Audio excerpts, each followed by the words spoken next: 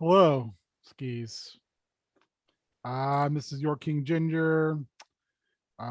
This is Star Wars with a group of scum and villainy getting ready to try to track down the elusive former junior space senator Elari Meren, also aka a self-described space Karen.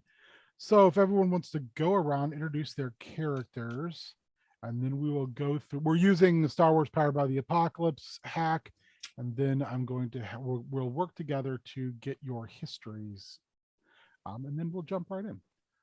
So let's go. We'll start with Nate here. And I'm always in that first position. You are. So I am Cam Ameza. I am a Celestin bounty hunter. I am a man with scrounged armor, dull face. If you're used to seeing Celestins, he kind of blends into a crowd. He does have calculating eyes, however, and kind of like his armor, he has a battered body. Interesting. Should I go through the gear I chose? Nah. Okay. No. All right, Matt. New money, Matt. Yeah, my character is Wilbur. I'm a male albino Gamorrean. I wear a mix of scrounged armor, like typical spacer clothing, and power armor bits around the joints.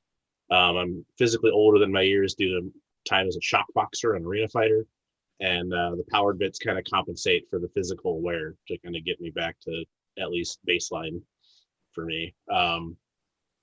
Yeah. What is the video game that was the Star Wars motion? Kasi, yes. Is that something that Wilbur did? Terrace-Kasi is a martial art, so he was a shock boxer. I'm not a master of Terrace-Kasi. I'm a master, just punching. But yes, I have fought in arenas and such. Perfect. The beard. I am playing Rorku Baman, Trandoshan bounty hunter, sometime associate of Cam Amaza. This is like hour 35. Did you ask anything else? Do you want to describe your character at all? I'm good.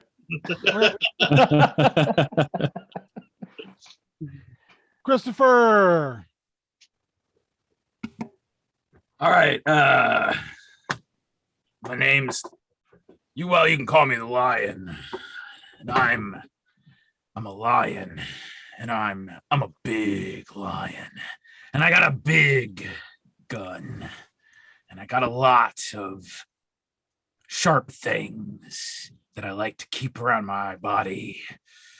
Did I mention that I'm very large? And I'm got a beautiful mane of hair.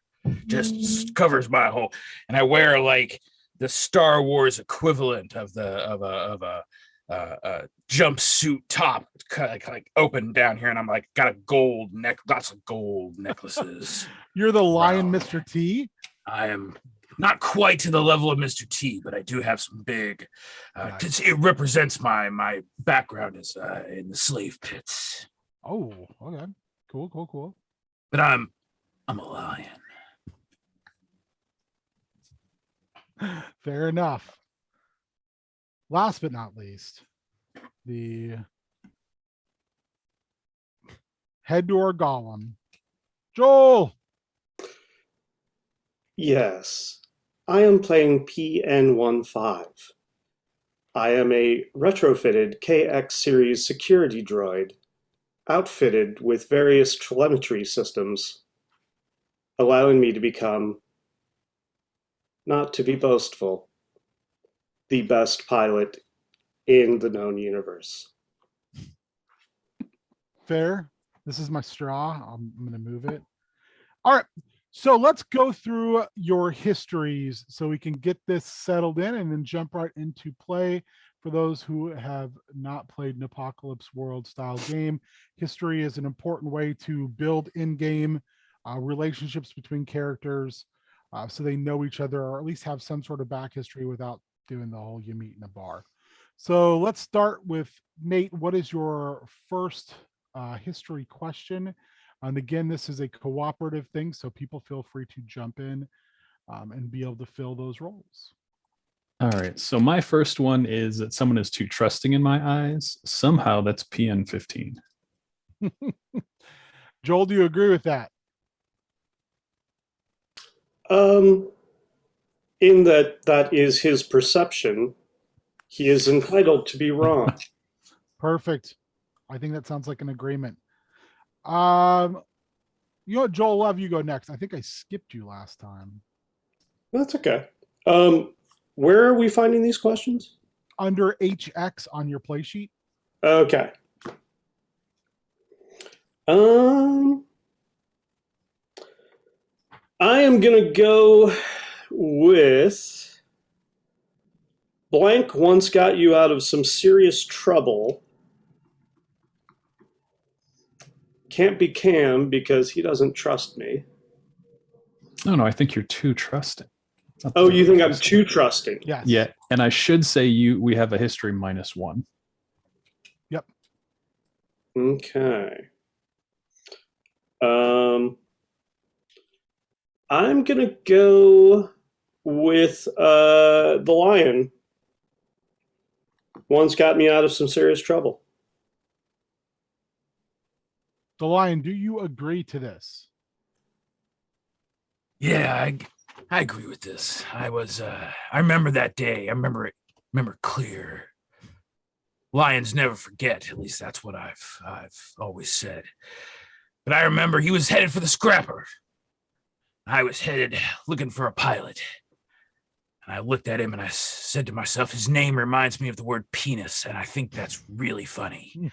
And so I am gonna save this. I'm gonna save this poor guy, and maybe together we can find a ship that he can pilot, and that I can slowly try to mutiny my way to the top to. Perfect. I think that makes us history +2. Excellent. Wilbur.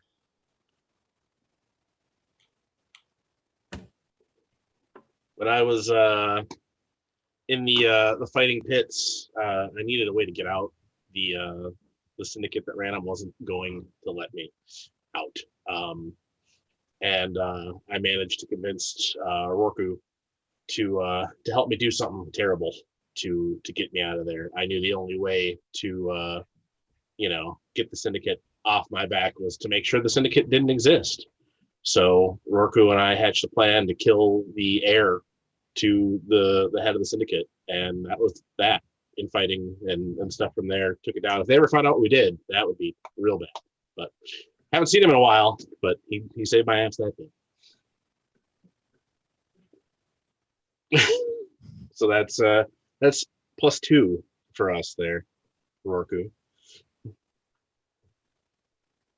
Rorku. I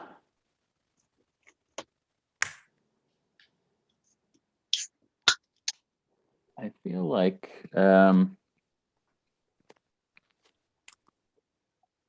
like the relationship that is illustrated here between Cam and I,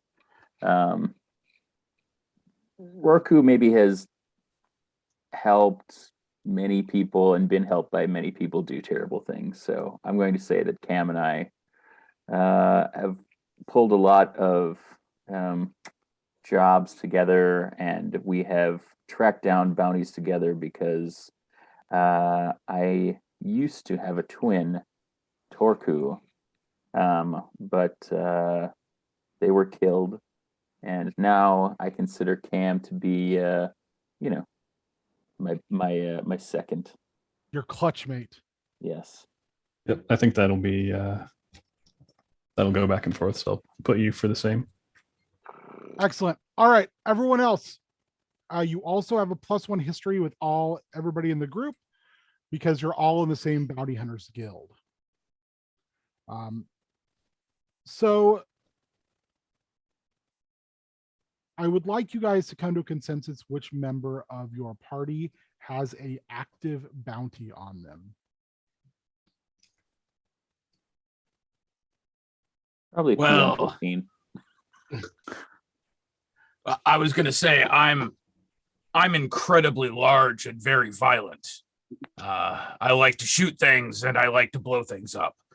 It is very likely that there are at least a couple of systems that would like to bring me in for at least some questioning. It was all within, I mean, guys, it was all within the boundaries of what we do, right? I mean, that's bounty hunters. We hunt bounties, and sometimes you gotta break a few eggs to get the bread to rise. What he's saying is he has the death sentence on 3 systems. Oh yeah, those Well- parents didn't like him breaking those eggs. They're children. Is that Four can we, systems. Four systems. Can we all agree upon that? Yeah. Yes. All right, you all have an extra history with the lion. So each of you should have one person with more history with you than the rest. Who has the highest history score for you? I have Well, 3 with +2 and 1 with +1. Choose one. Oh, you just have to choose one. Yeah, if they're all the same, Oh, just choose one. sorry. all right. So then do you bump it up by 1, or you just choose that as the most important? We'll just say choose one. If you've got multiples, just Yeah. choose one to give an extra one to. Gotcha. I've got a +3, a +0, and 2 +1. So it's Who has your +3? the lion. Okay, the lion, you pick one of the stats for Pen 15. Which one is the one stat you admire the most with that robot? He knows how to fly. That's one thing that Penis knows how to do. It's fly. So would that be to you attuned, cool, hard, hot, or sharp? Oh, it's got to be hot. Hey. Okay. Thanks, Abby. So Pen 15, you put a little marker beside your hot score, please. And what this is going to be, how I'm going to do it is this means you have 1 hold for hot right now, which is an auto success on 1 die.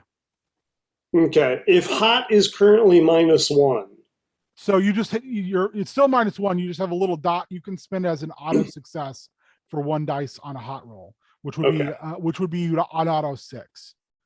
All right. The lion, who has your highest history score with you? I mean, I've been working for Rorku for quite some time as just tired muscle. He and I might know. We go back. We've destroyed a lot of things together, and we've hurt a lot of people badly. I think probably we go back the furthest. So Pen 15. Which of the other characters do you have the highest history score with?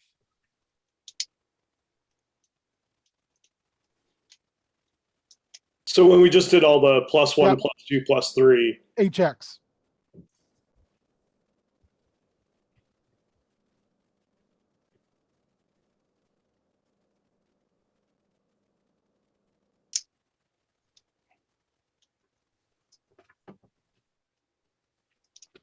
We'll jump back to you while you figure that out. Beard, who do you have the highest history score with? Cam. Cam, what is Roku's best attribute? I'm sorry, stat. I'd say probably cool. He knows how to act under fire. So you make sure you put a little marker there. You have a auto success on one of your cools. Perfect. Cam. Would be Roku. Roku, what is Cam's best? I think he's really sharp. I think he can really read a situation. All right. I rely on that, which always confuses me because I always think of sharp as attuned, because under attuned it says trust your instincts, but under sharp it says like read a situation, and I'm always kind of like, Think of int and wisdom kind of situation. Okay. Yes, the lion. Joel and I are kind of running into a hiccup. I think I may have made my character using the wrong system, because I'm totally lost when we're talking about cool points and stuff. I use the bounty hunter rules. Yep. No, you're good. no, he used Oh, the you- bounty hunter game rules, I think. Yeah, that's what I did. Because I got like skills, like bargain and strength, and I've got a Rand pistol. I don't know if that means anything. Yeah, we So- switched rule sets because I hadn't actually run that game. I'm sorry. Hold That's- on. Well, that's okay. Yeah, I think I have the Dropbox link up here. Or I did. I Here, can- I'm just gonna text you the PDF of what. Perfect. Yeah, it's a really easy character creation. Okay, I will do that quietly in the background. I apologize for No, not having no, looked no. at No, the stuff. So your scores would probably be pretty similar to mine, where for history, you and I would still be +3. And then you would be +1 for all the other players in the group. So the person you would have the most history with would be me. Okay. All right, I can take it from here. Thank you. Yeah. Wilbur, I think that's where we were. Yeah, Roku. Get Worker, what is Wilbur's best stat in your eyes?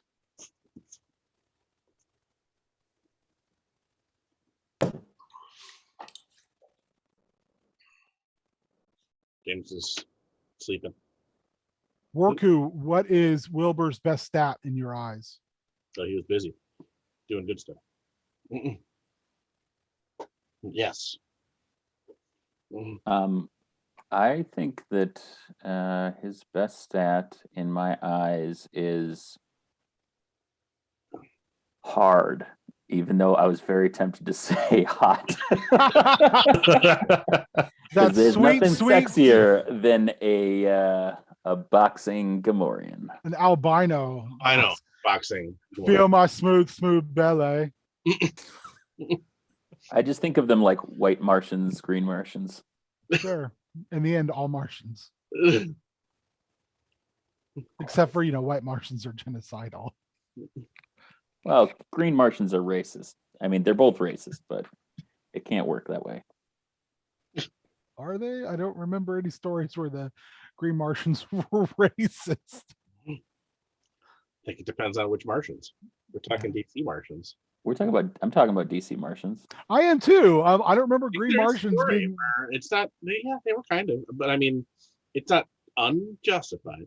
Yeah, I don't remember them like trying to wipe out the white Martians. The Young Justice show, the new season is running that's the whole premise is There's that, like red Martians on that show now. and yellow Martians, and they're all super racist. Yeah, I haven't watched that season yet. I'm a little trepidatious because I heard it's like every other season where basically it's the same story.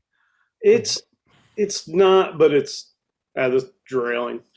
It's weird, is what I'm gonna say. I don't know. Wilbur, your key stat is not racist. You're hard like a coffin nail, Wilbur.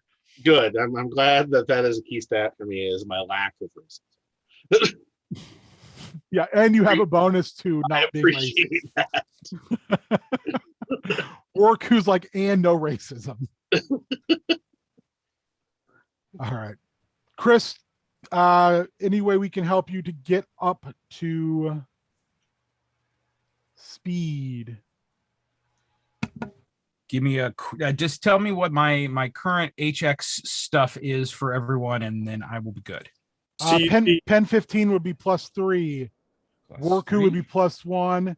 Wilbur would be +1, and Cam would be +1. So I can tell you that the thing that I would say is the key since you are a fluffy murder Cuisinart, I'm going to go with hard. I love that description. Mhm. So everyone can see the additional rules. When you suffer wounds, you roll plus your current wounds on a 10 plus. I get to choose 2. On a 7 through 9, I choose 1. And it's listed below. When you inflict harm on another player character, they get a +1 history with you. When you heal another player character's harm, you get a +1 history with them. So as I stated before, holds are successes. If you roll 2 dice and you get 2 6s, that's a hold. You get to keep one hold, which is an auto success. It's basically a free roll d6. If you roll on 2, you always roll on 2 6-sided dice. I don't roll any dice. A 2 through 6 is a failure. A 7 through 9 is a success with consequence. I decide the consequence. And a 10 or above is just success, baby. The nice thing is, though, when you fail, you go over to your little advancement chart, and after you fill in those 5 experience dots, you get to choose anything on that little menu. Every 5 fails, it's experience. So when you fail, you actually get better. You learn from your mistakes. So don't be afraid to try crazy stuff, even if you don't think you'll make it, because there is the reward of success through failure by getting experience. Okay. Sound I'm good? sure I'll be asking about that throughout. Yeah, and just, I mean, remember, it's a very, very open style game. So, you know, those 5 stats, if it feels you want to do something and it sounds like it fits into those, you just say, hey, I want to do this thing, and here's why. And then generally I'm a yes and DM. Okay. So Quick question for you. yes. On my sheet, I have a whole section of little ship tables. Yep. Is there something that should be filled out in those already? Let me find the ace really quick. I've also got it open in front of me. I chose space transport as my initial ship category.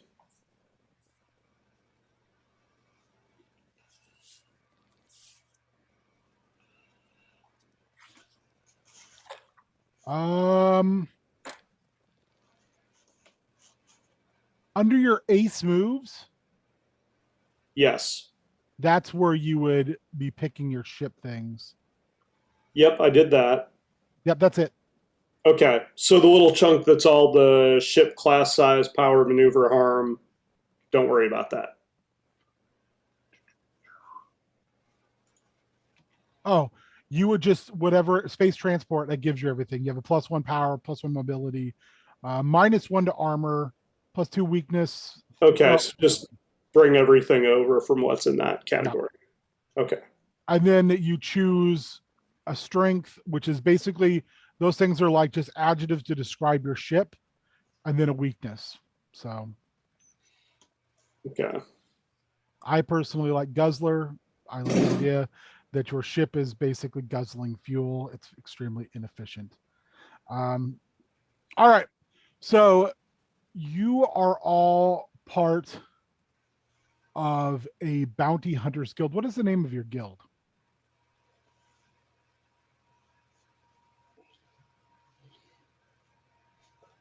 The menagerie. Perfect. The menagerie. It's not a very large guild. It's relatively tight, and generally takes jobs on the edge of hut space. There's a lot of jobs there, especially now since the Empire has taken control. There has been a lot of dissident action in the area. There seems to be a cell of insurrectionists who are causing a lot of problems in this area. Generally, you don't go too far out of this sector. However, you have been brought in by request by a high-ranking Imperial officer, a Wolf Yularen, who has a very good name. He actually served. Yeah, it's a kicking name. Yeah, he served as I believe, a general in the Clone Wars as well. He has a significant problem. This group of dissidents has hit two major Imperial stations, one an exploratory station working on technology, the other they hit the Fondor shipyards. And while the Imperial Navy is attempting to deal with these insurrections directly, he has discovered they're being funneled credits by a disgraced former junior senator named Elari Meren, who was along as a viewing consultant aboard an Imperial prison vessel that was attacked by these insurrectionists, where they thought Meren was taken hostage, but it has come to their attention Meren actually worked with the insurrectionists.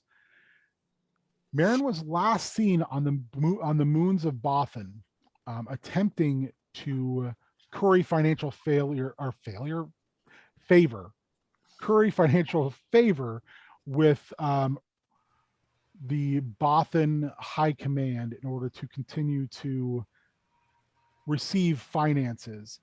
The High Command has said no because they're afraid of the bringing on the wrath of the Empire proper, but Yularen has received intelligence that individuals involved in the Bothan government have been fueling money into Milaren's many different accounts in order to continue to finance this rebel cell.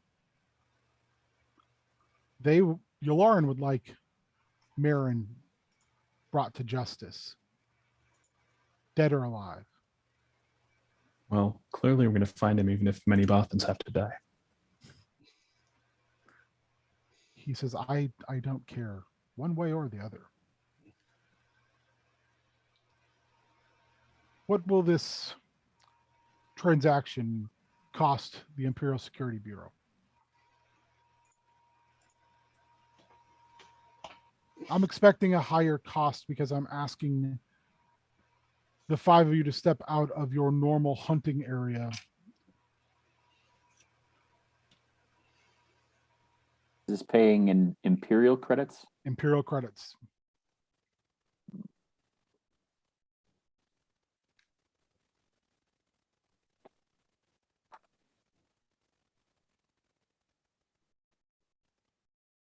All right. 200,000.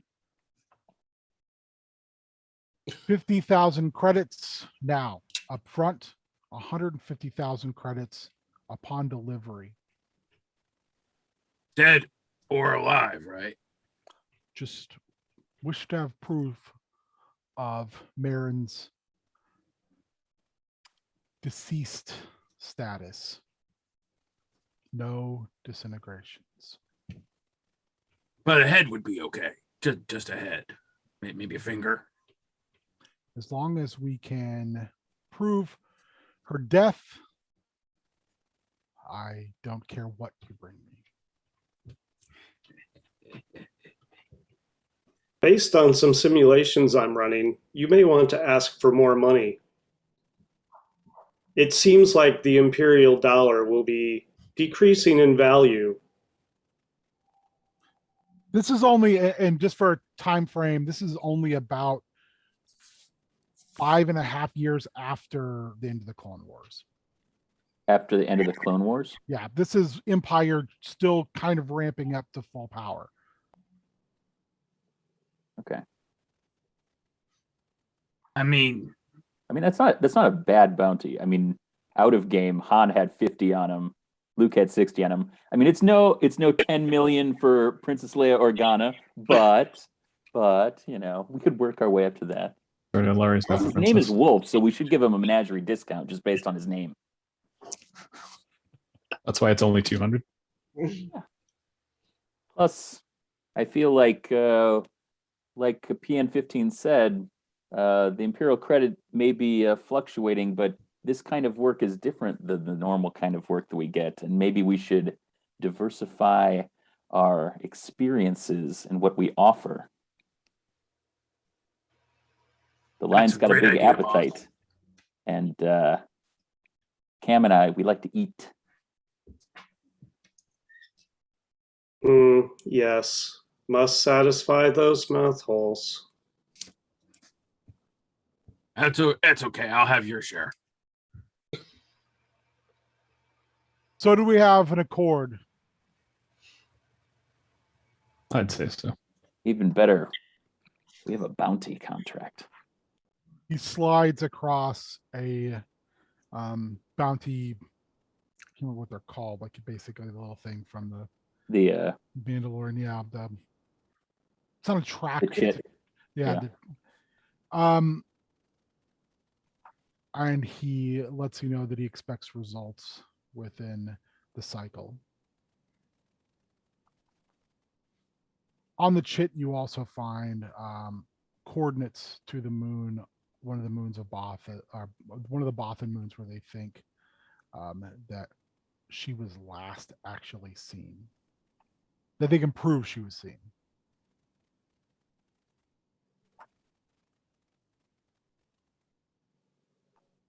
Anything you want to do on your way to this moon? Do we all menagerie mates? Do we fly in formation? Do we all have our own individual smaller craft, or are we using a shared craft? I think we all, if we're bounty hunters, I think we all technically get ships, but I don't know. I didn't see that. I gotta find the stats on that. Okay. But I just didn't know if the lion was bigger. Maybe the lion's head is like a carrier rather than a smaller ship, so that we might be able to kind of dock smaller ships within it. So Sounds good. Joel, Hold on. Joel, you took a transport, correct? Correct. I will say it's a Gozanti class transport. It's been modified, so you can dock 4 ships. 4 small ships can be hooked to that transport / cruiser. The only reason you can fly this thing P915 is because you are a droid. Generally, I believe this is like a 5-person cruise ship minimum. But you've hardwired yourself actually into the ship's computer system so you can operate it alone. That also means without PN15, this ship don't fly, which is a wonderful safety feature if you think about it. It really is. Do you need to know the features, strengths, and weaknesses I chose for the ship, or? I'd love to. Also, if you have a name for your ship, that'd be cool too. Ooh, a name. I'll have to think about that. I went with fast and responsive.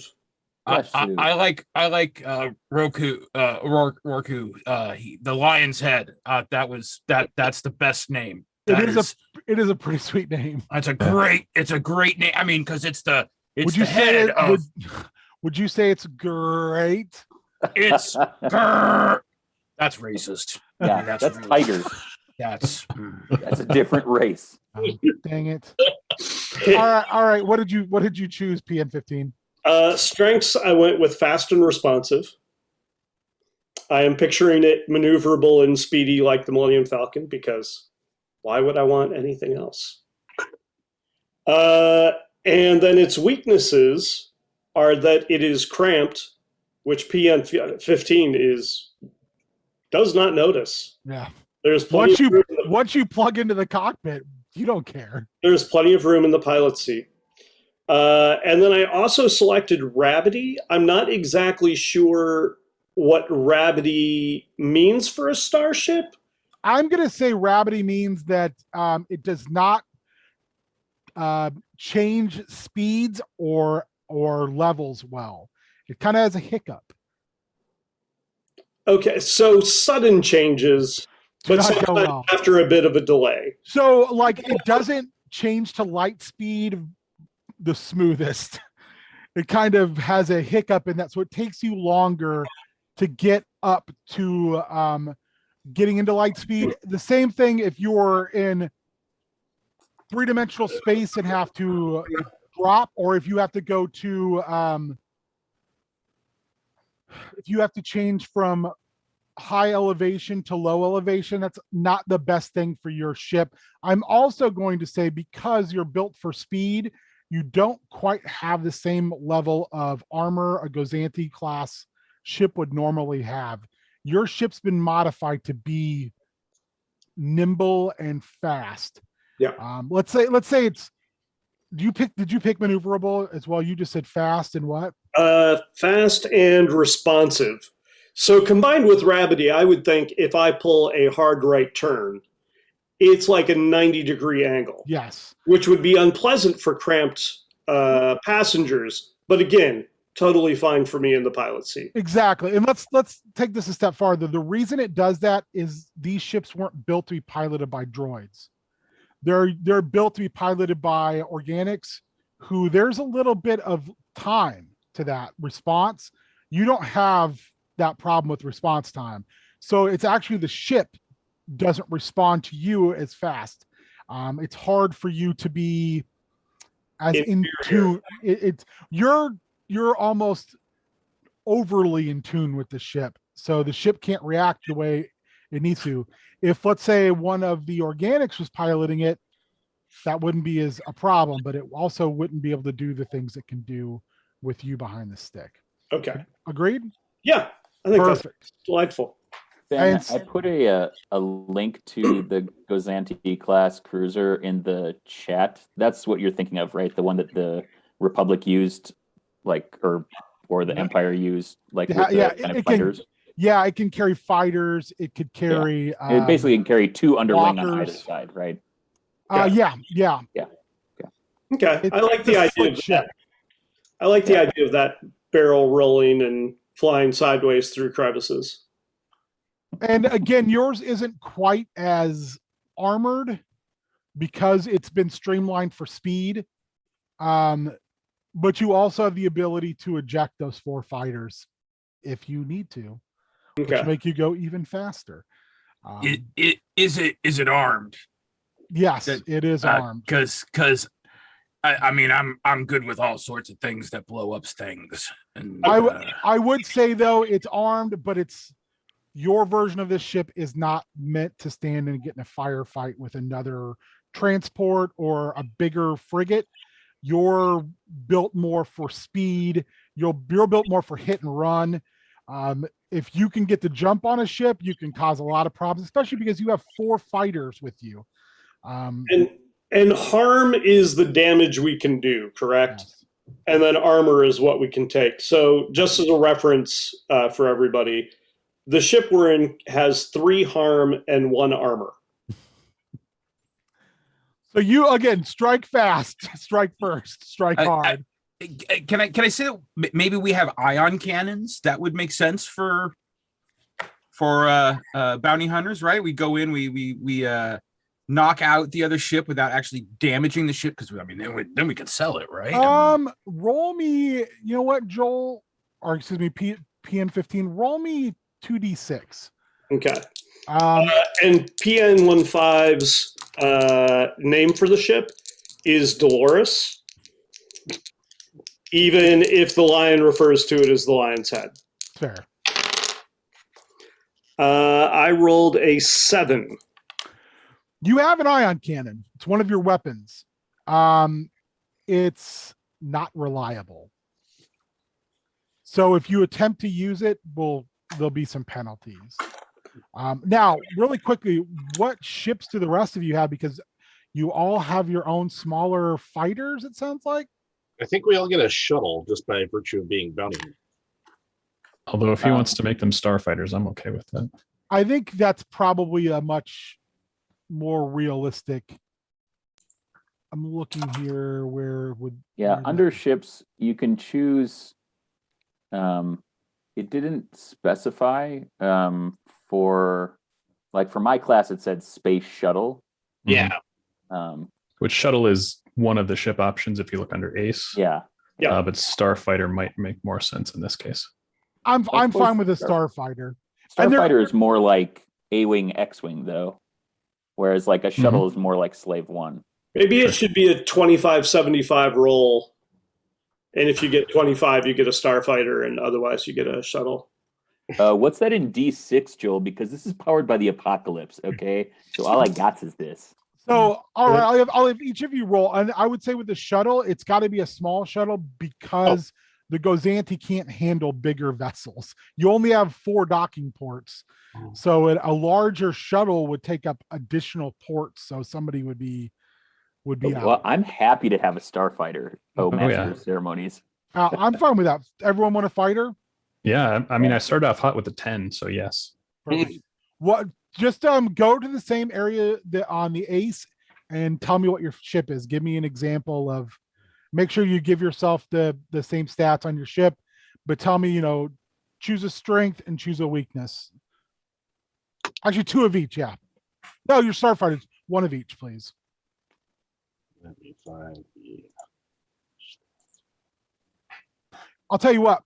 I'll give you an you can take an extra weakness and have 1 special weapon or be hyperdrive independent.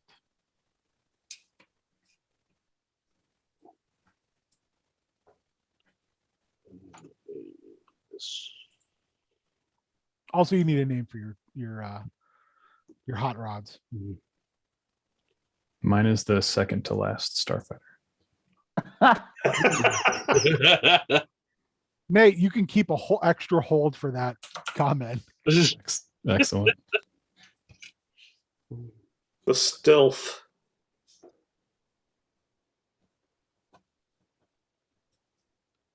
Mine is called Airwolf. It's way better than Blue Thunder. That's true. That's no lie. All right, so it gets a strength and a weakness. All right. When you've got it chosen, just tell me.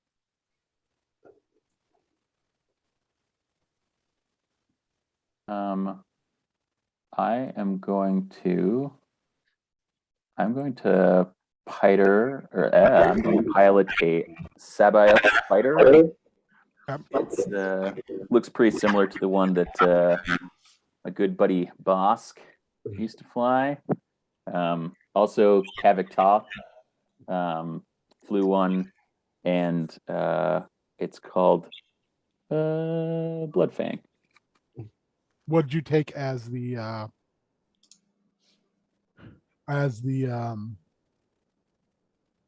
oh, excuse me. Oh man, coffee hitting hard. What'd you take as the descriptors? I picked 2. You take 1 strength and 1 weakness. You can take an extra weakness and get either a special weapon or be hyperspace independent. Meaning you have a nav computer on your ship. Okay, I'm confused by what is a strength and a weakness. There's adjectives. Because they all have stats. So below that, there's a list of adjectives. Yeah, you want to look at the ace. The ace. Yeah, you want to look at the ace. It says choose its strength, choose its weakness. Should be the first page of the PDF. Yep. So like a strength would be fast, rugged, aggressive, tight, huge, responsive, uncomplaining, capacious. It's a workhorse. It's easily repaired. It doesn't have to be off that list. If you have a different adjective that feels good, let's go with it. Same thing with weaknesses. I've got mine ready. If you need an example, Fire away. Okay, so so the big ship is Dolores, right? And so name of my ship, her name is Betsy. And Betsy's a big old ship. She's a B-wing. She's a kind of like a reclaimed B-wing fighter, except for the capsule doesn't spin anymore. All the gyros in the capsule are all kind of busted up, and one of the foil wings doesn't work anymore. So it's just got the bottom foil wing, but it's so that makes it's pretty slow. and it's pretty lazy. It just, I mean, imagine you're driving a 1967 Fury 3, right? It's just it's a big old.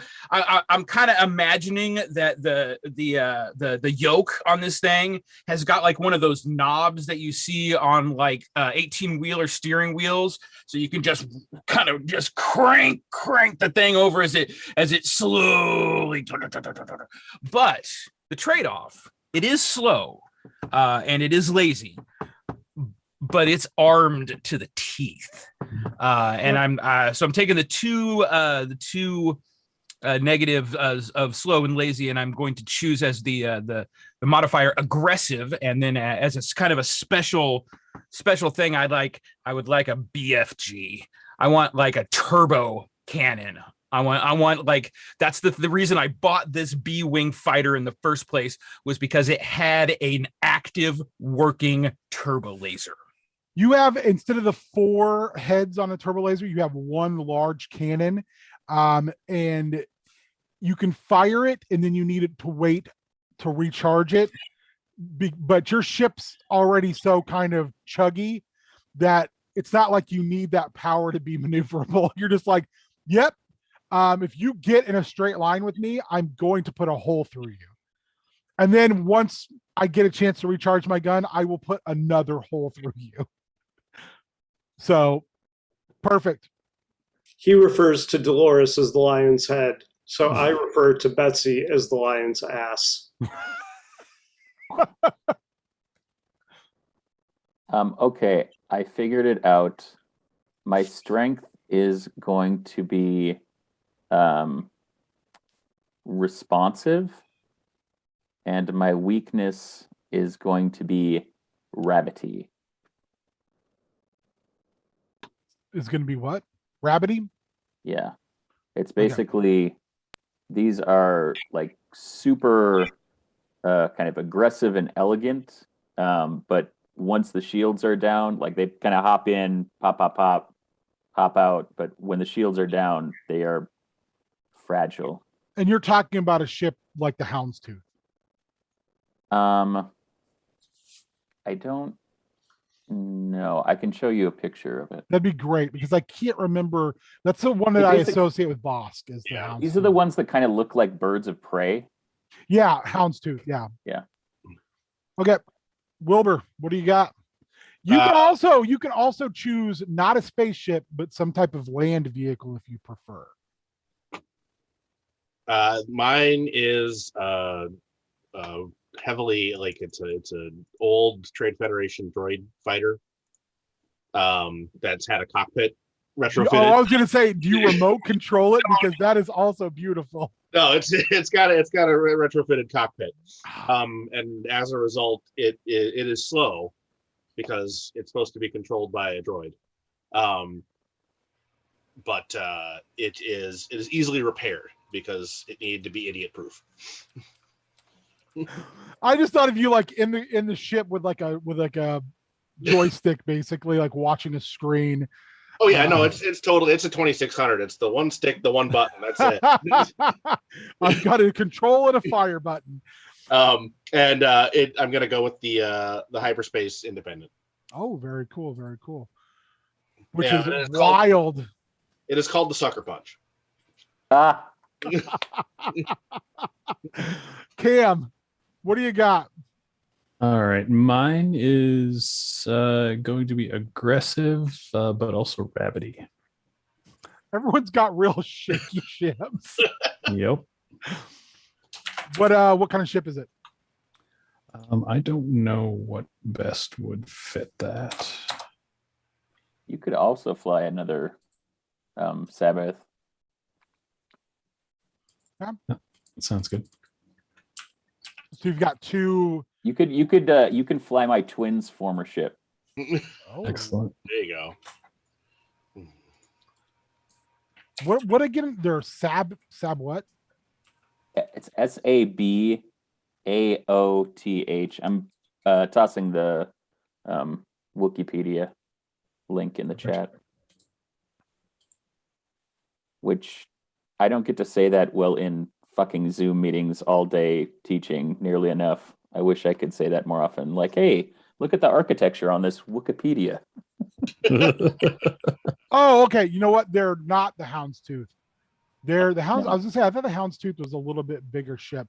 Yeah, these are actually the fighters that I think he's got. Yes, one these on are the ship. Starfighters. The Houndstooth is like it's larger. It's more Yeah, of it's like like a a kind of It's like a crescent frigate. moon Yeah, type yeah. of thing. Yeah.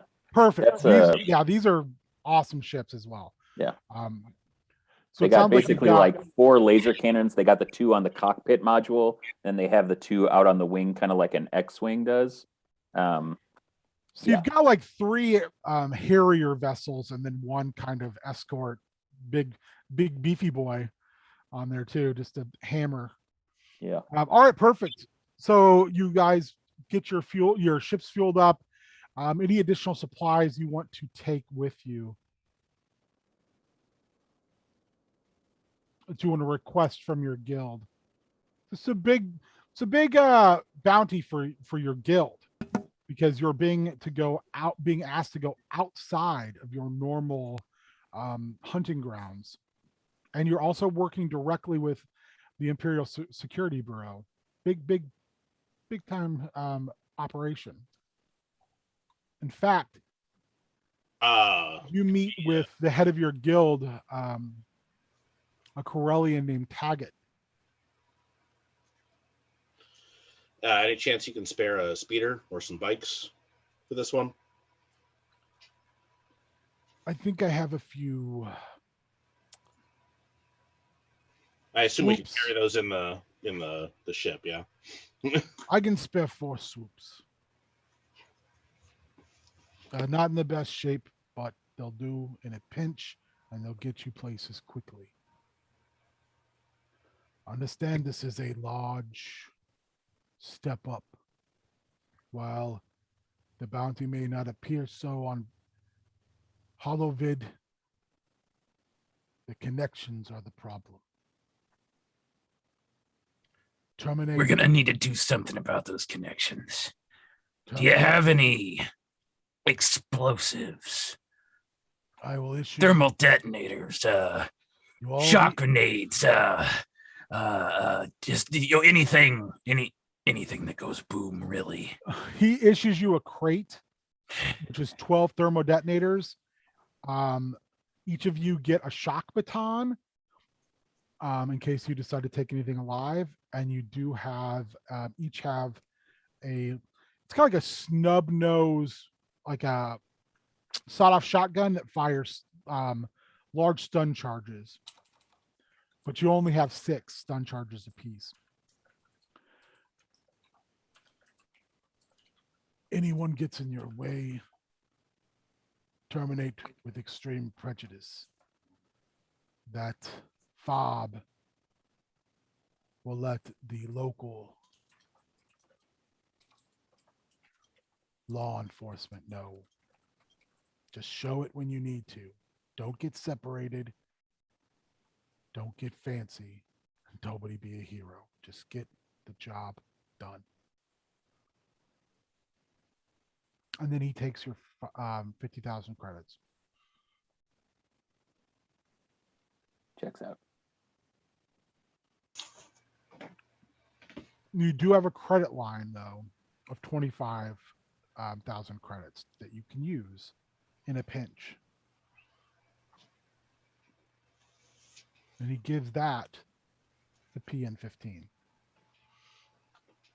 That is most sensible. That's why you're employed. So after that, your equipment's loaded up. It was already a tight fit. This ship is not built with the line has a quarters on the ship, but it is like a box inside a box inside a box. The rest of you are basically kind of stuck with nowhere to effectively sleep. It's kind of like just curling up with a warmer in a corner, because PN15 does not care for your fleshy parts. They just don't matter. Meat sacks conform to any type of shape. Well, for some of us meat sacks, that's true. I am more liquid, being cat-like, than I am, physical, solid shape. I probably got like a hammock set up in the actual cockpit of my because those cockpits on those old B-wings are huge cockpits, designed for two actually, but I've got mine retrofitted for one. But yeah, you use extra space for. You've got the seat all the way back. Yeah, all the way back. Just Hey, Ben, perfect. Yes, can I ask you a question? of course. I think I might have missed this, but what do we use cred for? Cred. I think most of us that are bounty hunters, which is most of us, Yeah, we get 1 cred. starts with 1 cred and then 1 armor and a jetpack, which goes in gear, or 2 armor and clumsy. And I know that the armor, like if we get hit, we can waste an armor essentially and like not take damage. Cred is basically your finances. Okay, so if we wanted something extra before we left, perhaps we could ask for it from our bounty guild by spending a cred. Yep. Okay. And you've got plenty of cred. So. Okay. I think that one of the things I'd like to do is spend my cred to add a like ranged versatile weapon, because I'm carrying I'm carrying like a whipcord, because I'm Trandoshan. I like to say that like Trandoshan is what we use, guys. It's what we use. But I'd really like to have a blaster to carry along. A pistol or a rifle? A pistol, because I chose a sporting blaster rifle because I'm a Trandoshan. Yeah, but so like having having a side piece would be nice. Heavy pistol or a carbine? I think probably having a heavy pistol would be good. So I'll just mark that down and then take my cred out. Okay, if we're being more specific, there's a couple of things that I definitely want to get. The biggest gun that they can issue, that someone could carry. Think of like the like heavy repeating blaster that they had in Empire Strikes Back that the snow troopers came in and set up, something like that with a strap. Like what Heavy has in Clone Wars. The held one, the like kind of Gatling gun type of thing. Exactly, the Star Wars version of a Gatling gun. And I would also like a flechette rifle or something with a scatter shot. Deflect this, Jedi. Okay, so let's say your flechette is basically the equivalent of a heavy blaster pistol, but it does fire off, rather than a blaster, it fires off a spread of tiny sharp projectiles. And for your large weapon, rather than having kind of that Gatling gun, you can have the grenade tube. It's a heavy weapon. You have to use both hands. It launches off charges, and we'll say you can take a turn to change the charges in it. You also have 4 ion charges that will do damage to droids or other electronics. Sound good? Anyone else want to buy additional weapons? So I'm just curious about the armor. And then James said that you can use your armor, like -1 armor to do -1 damage, but so the armor doesn't stay? If you do a bunch of if you're using it to absorb damage, no. Okay. So then if I have 2 armor and I'm clumsy, would I lose the clumsy if the armor goes away? Okay.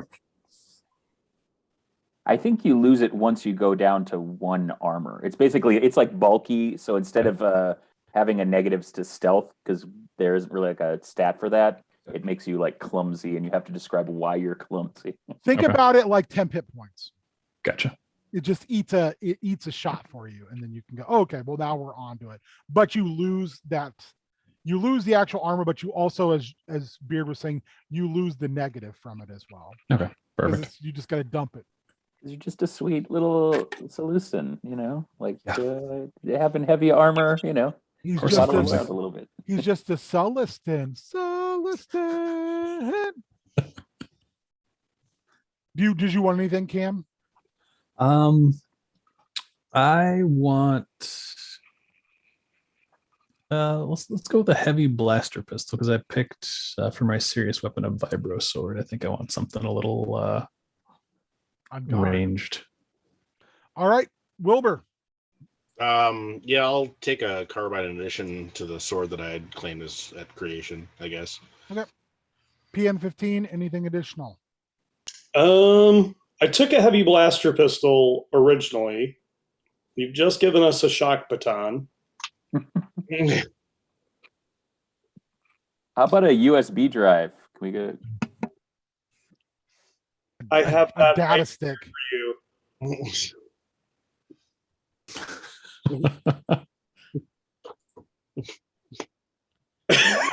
It doesn't even work with a K model KS droid. They only have 3 fingers. It is like he takes his finger off and then puts it in like it's the data stick. It's wireless. Yeah. Are there I can't really think of anything. Is there anything that would be particularly useful to a droid to get as an extra? I mean, I'll let you have that wireless data stick if you want. I think it's kind of cool. Yeah, I think I'm good. Do you want the wireless data stick? Sure, why not? Okay, it'll give you the option of once it's in, you can detach it. It won't cause you a bunch of problems, but if you don't get it back, you're hosed until you can get it repaired. But I'll let you also make a check if you're trying to take that data stick and wirelessly transfer that information to Dolores. We'll make some checks for that. Okay. Well, it would also allow me to take actions instead of being physically connected to a wall, like some inferior astromechs I've heard of. Beep beep. Would I also be able to have a housing in my leg for the blaster, so I'm not wearing a blaster around? I could just RoboCop it. Yeah, I like that. So help me God, if there's one more Peter Weller reference during Extra Life, I'm going to lose my shit. Get on board. You're coming with me. No matter where you go, there you are. And just to clarify, in addition to like the special stuff that I have, the Lion will have as many different varieties of weapons as he could possibly carry. You know, it's the classic trope of when you have to disarm, just Like you were drawn by Wayne Reynolds. right. So yeah, just to make clear that he is fully armed all of the time. Perfect. And sleeps with his heavy blaster. Not beneath his pillow, just like literally clutching it close. All right, so you arrive into Bothan space, and the Bothan Navy is relatively active. It's a small navy, but they're pretty protective of the Bothan homeworld, which I'm not even going to try to Bothawui. I'm not. I butcher it no matter what. And Just call it Bothana. Bothana. Okay, sure. Off. So, Earth. it's breezy there, not cold. But the moon you wish to go to is one of 5, and this is more of an industrial moon. It's almost entirely been built upon. There isn't a lot of natural space on it any longer. However, the reason it's done that is because it's also resource rich. So you will need breathers to be on the surface if you breathe. So Pen 15, not a problem for you. You are escorted by 2 ships that ask for your identification. Pen 15, how do you respond to their hailing you? do I know like I would know regular protocols for like docking procedures. I comply. I send over what they need. You send over, and it seems like it takes forever for them to respond back. They almost keep you in a holding pattern before they clear you and escort you to a docking site on the moon.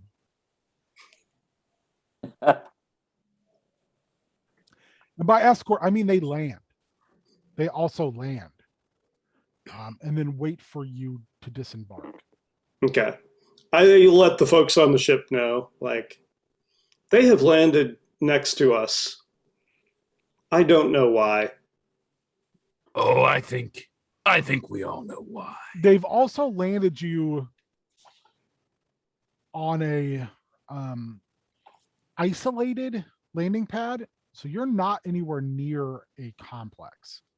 You're kind of out around a what looks like a loading and unloading station, around what looks to be some type of pool emitting a very heavy gas. I look out the Seen this window. episode of Clone Wars, and I don't like it. I look out the window to see how are the escorts. Are they have they gotten off their ships yet? Are they do they have guns trained on us? Because I'm thinking this job just got a lot more complicated. Are you reading a stitch? I'm sure I'm reading a stitch. Make me that sharp roll, please. Right, that is a +0 for sharp. Oh, I rolled a 6. So you rolled 2 dice, correct? And you got a 6. Oh, sorry, a 6. No, no problem. No. 10. 10, perfect, excellent. You're a hunter. You understand the process of observation before action. They've faced your vessel on their land, so they have the front of their fighters aimed at the cockpit of your Gozanti cruiser. They're not out of their ships, and their ships have not powered down. Can I take the chit with the Imperial Navy authorization to PN-15 and ask him to pass this through and see if they take a different tactic? PN-15, how would you like to send that information? Would you want to just send it through digitally, or would you like to as well interact with hail the fighters? Nate. Since we've already landed, it would be weird to radio back with, I know we just gave you this code, but here is another code. So instead, he is going to disengage from the pilot seat. He's going to take the new codes and open a hatch and head out and walk over to where those ships are. Are you doing so aggressively, or are you doing so passively? No, I am an ordinary piloting. Make me a hot roll. That is an automatic success. So you're spending your dot. Yeah, I think for that, I don't want them to gun me down. Okay, you get out. And So far, off to a bad start. We lost our pilot droid, and we can't get out of here except for by trying to disembark. You saunter over just like a human man, and you push the chit against the window. Like how about these apples? How do you like them? How do you appreciate this? He goes over very droid-like and is just like, Excuse me, I think there has been some confusion. The meat sacks on board my ship provided the wrong code. Perhaps this code would suffice better. The Bothan pilot pulls out what looks like some type of scanning device. He scans the code. They leave their helmets on. After that, they give you a wave and wait for you to step away from their vehicles, and then they take off. I walk back to the ship. What I was looking for was how do you like those Melu run, but I couldn't connect the rebels interface in my brain to make that. Also, I figured if they were going to gun down our ship, it was best if I was off of it. Fair. Yeah. So they leave your sight line. What would we like to do next? I feel like we should get the speeders out. If we're going to be tracking, we probably don't want to track on foot, and our starfighters are probably going to cause too much of a fuss. Yeah. You think that you're probably a good 20-minute swoop ride away from the nearest set of buildings. But you also realize that this set of buildings was listed on your fob as an area where Elari Meren had been seen. Not the most recent, but recently. I tell you what, everyone, it's my cat-like instincts that's speaking to me, that are really saying, I think this is a trap. I think it seemed like an awful long time, Penis, that it took us to get through all of the rigmarole, bureaucratic and stuff, the paperwork, that stuff, all that stuff. I bet they're hiding her. I bet they're waiting for us. I pick up my grenade tube and I think we should be ready for anything. And then my speeder is the old one, and it's got They're all old. this one actually's got like a rope pull. Chugga, chugga, chugga, chugga. Do you have to wrap the rope every time? Yeah. Yeah. Yeah, okay, I'm ready. Are you guys gonna mask up before you head out? Oh yeah. So Yeah, I'll put on my my helmet with the breathing apparatus. built into it. Yeah. It's like I'm gonna almost make- like the Predator. Yeah. They're like the ones that when they were hunting Minox. the younglings in the Oh. jungle. PN5 is going to be doing a very un-Star Wars-like thing. Are you ready for it? Tell me more. Not being related to somebody important.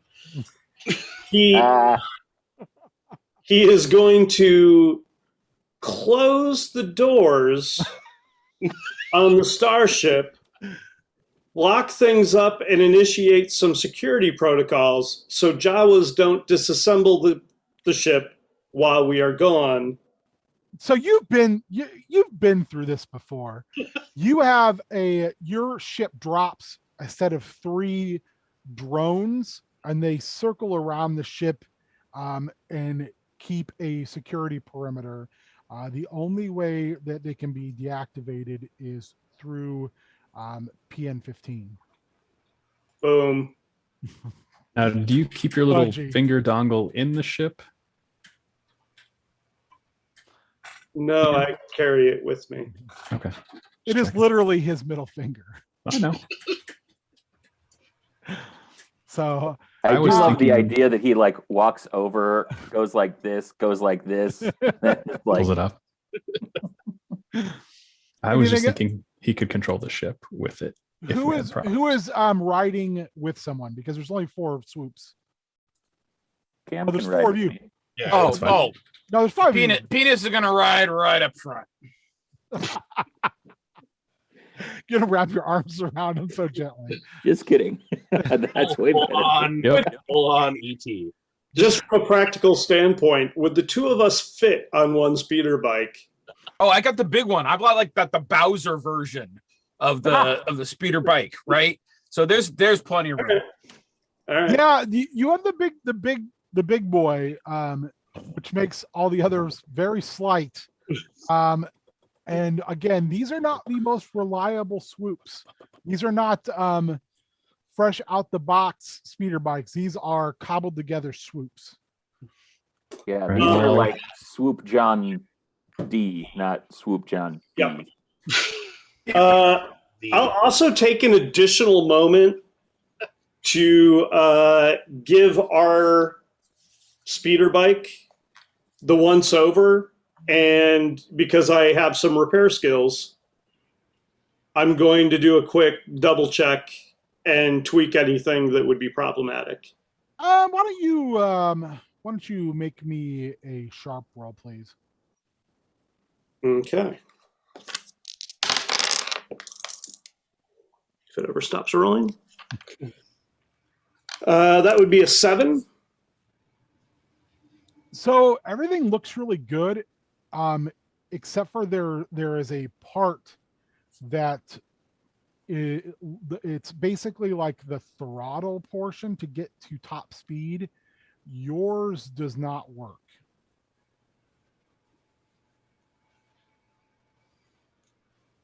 So you can get up to basically a middling speed, but if you have to step on the gas, she can't go any faster, Captain. Okay. Since I have a repair kit, am I able to correct this? Am I able to use a stock part? Your parts are for your ship. Okay. Primarily. Now you So can it's make, not universal. you can make a roll out of -2 to do this. Okay. So you can kind of jury rig it together. That's why I said a -2. You may be able to fix it, you may not, Okay. but you're using up that part. That's fine. 10. Especially with the did you roll a 12? No, I rolled a 10, but I'm +2, so the +2 Okay. and the -2 will negate. So yeah. So it's just 10.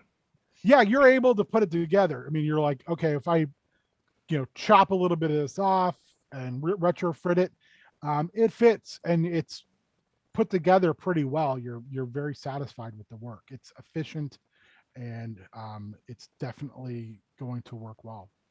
No need for us to be the slowest of 4 targets. And the downside is, of course, now I can't drive it.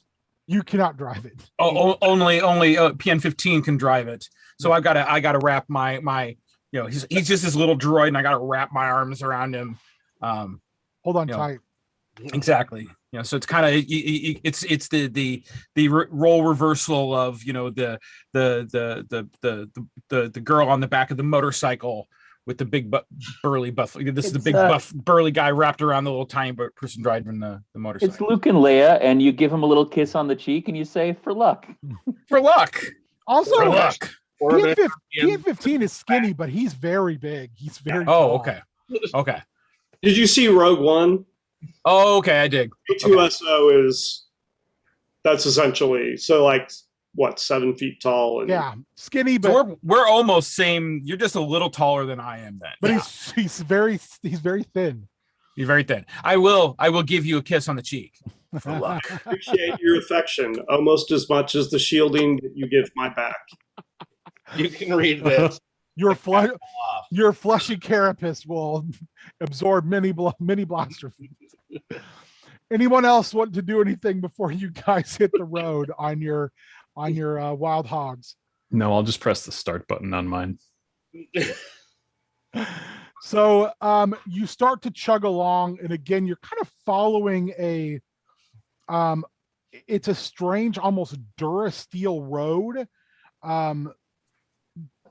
You're guessing because the Duracrete would probably weather very quickly in this environment, which seems to be extremely acidic, and there's a lot of gases that are wearing. Like even as you're riding, like you can tell like your clothing and your armor are getting like a sheen on them.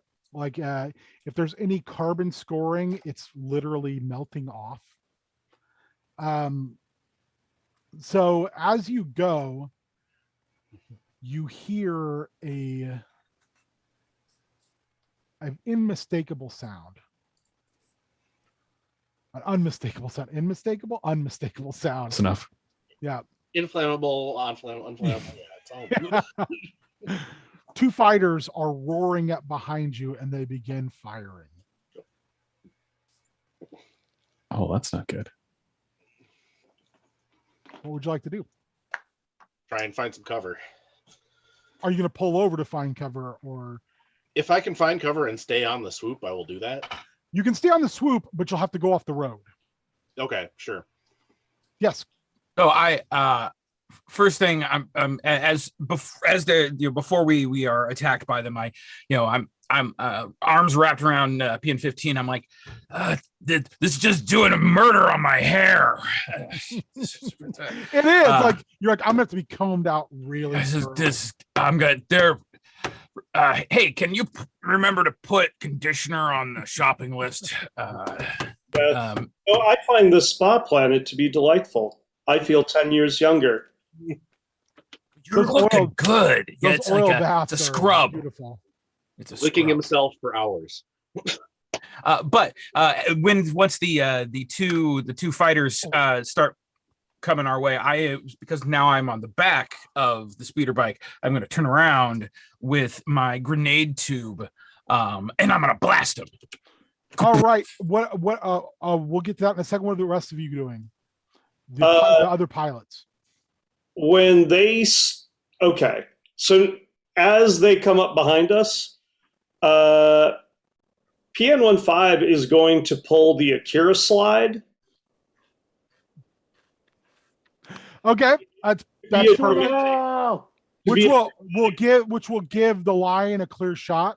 'Cause they're And not we'll moving. have them pass before they're firing. Perfect. Oh, so you're Roku, doing like the Akira Top Gun. yeah. Roku, what are you doing? High five. Or Roku, what are you doing? Roku, what are you doing? I hear you. I'm looking at my sheet. I had mic problems yesterday, so I'm always concerned my mic is cutting out. Well, I think that if the lion is going to be shooting, there's no way that I'm not going to. But I think that what I'd like to do is, I think I'd like to trust my instincts, Okay. and I'd also like to, like, when I see PN-15 do that, like, I know the PN-15 like has a good like ability to like observe and very quickly process the situation. So I also like do the like drop out of high speed on my speeder to basically to a stop, like right where I am, and I pull out my sporting blaster rifle so that I can start to like bead in on the on one of the fighters and hopefully take a shot and take it out. Cam, you're the last person. Let us know what you're doing. All right. Well, everyone's dropping back or hiding. I'm just going to stay on the road and serpentine so they have something to shoot at, but they're not going to get me. So I'm acting under fire, which is a +0, but we'll see how this goes. Okay, let's start with your roll. Act under fire there, please, Cam. That's a 7, so at least it's a success. The shots don't hit your swoop directly, but one of them nicks the front skid, and you any more driving on your swoop, you're gonna be doing at a -2. Okay. Wilbur, you whip off to cover. Make me an act under fire, please. A cool roll. Okay. That would be I got cool. So that's a 7. You're able to manipulate your swoop to do that, but you end up banging up the side of it in your turn, but you have complete cover. You also will be at a -2 on any more swoopy stuff. PN15, you also acted under fire. Make me that cool roll, baby. Oh. Also, remember, if you guys have any moves you want to make, just let me know, because those moves, you all have special moves as well. So this is the question I would have for the roll I'm about to make. Yeah, of course. For my piloting ace moves, I chose as one, Mm-hmm. so that anything that would be like a trust your instinct, you and the ship are one thing, Mm-hmm. can be used with the sharp skill instead of. Perfect. Would that fit for this situation? Yes. So because the ace can be kind of limiting, I'm basically saying anything an ace pilots works. Cool. That's why you're the ace. That would be an 11. Yeah, you're just like break. In fact, in order to throw off the fire of the ships, you actually donut out perfectly. So when you come to that complete stop, like there's scorch marks on the Durasteel road from where you went in your full circle and they missed you because of your move, and it lines up the lion perfectly to make the lion's shot. Make that sweet hard roll. The lion, you're on the hard roll here. That would be a 12. Is that double sixes? No, that would be a 9 plus 3. Yeah, you you just turn around and you're like, hold it up, and it's like goodbye, boom, and you fire away. You don't destroy this snub fighter, but you damage it enough it peels off. You have clipped one of its wings. You know you've destroyed one of its targeting systems by the way that it's kind of wobbly off, and it does not return fire at all. Worku, make that sweet hard roll, baby.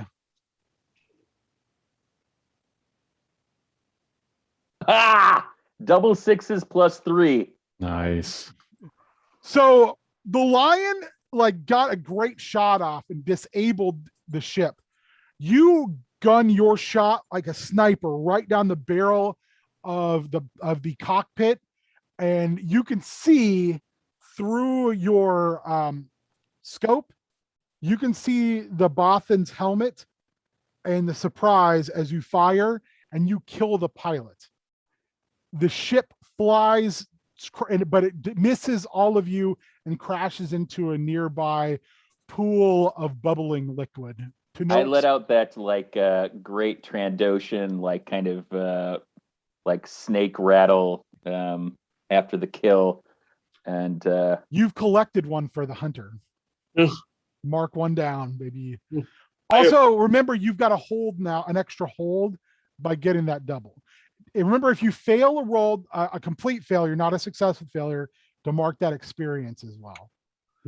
I don't think we've had any failures yet. It's been all like success with failure. All right. So you know that something's going on. Do you want to continue on the way you're going? You've got 2 bikes that can keep going, but they're a little beat up.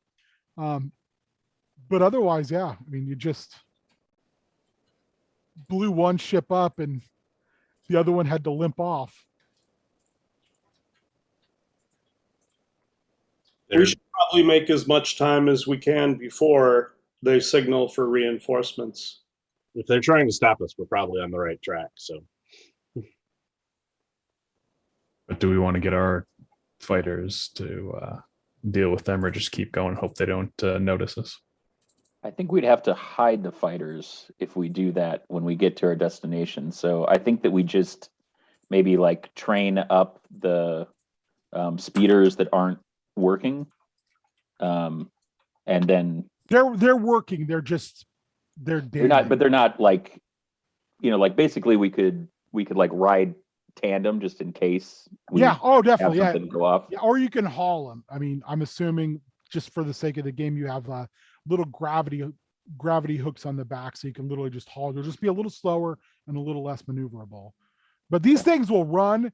They're just not as Maneuverable effective. as they were. Yeah. Yeah. Okay. They both have taken enough damage that They run a little bit more like the lions. That's like the big, like chunky thing without the swoop in front. yeah. The one that the PN-15 and the Lion have, like, literally has like the turbine from a fighter as the engine in the back. Yeah. It's a chuggy boy. Yes. Oh, that's amazing. And you know that all of you recognize that if you have time with these speeders and assistants, you can personalize these pretty good, like you have on your ship. But you might have to find someone talented enough to do that work. PN-15's good, but finding someone who that is their bread and butter, they could really do some work on these. These are a nice fresh canvas for someone inventive to paint upon. Kind of like you've had done with your ships. Nice. How would you like to proceed? I think we keep going. I think the droid's assessment is correct as usual. So on the road. Yeah. I always trust your Pen 15. Should we off-road?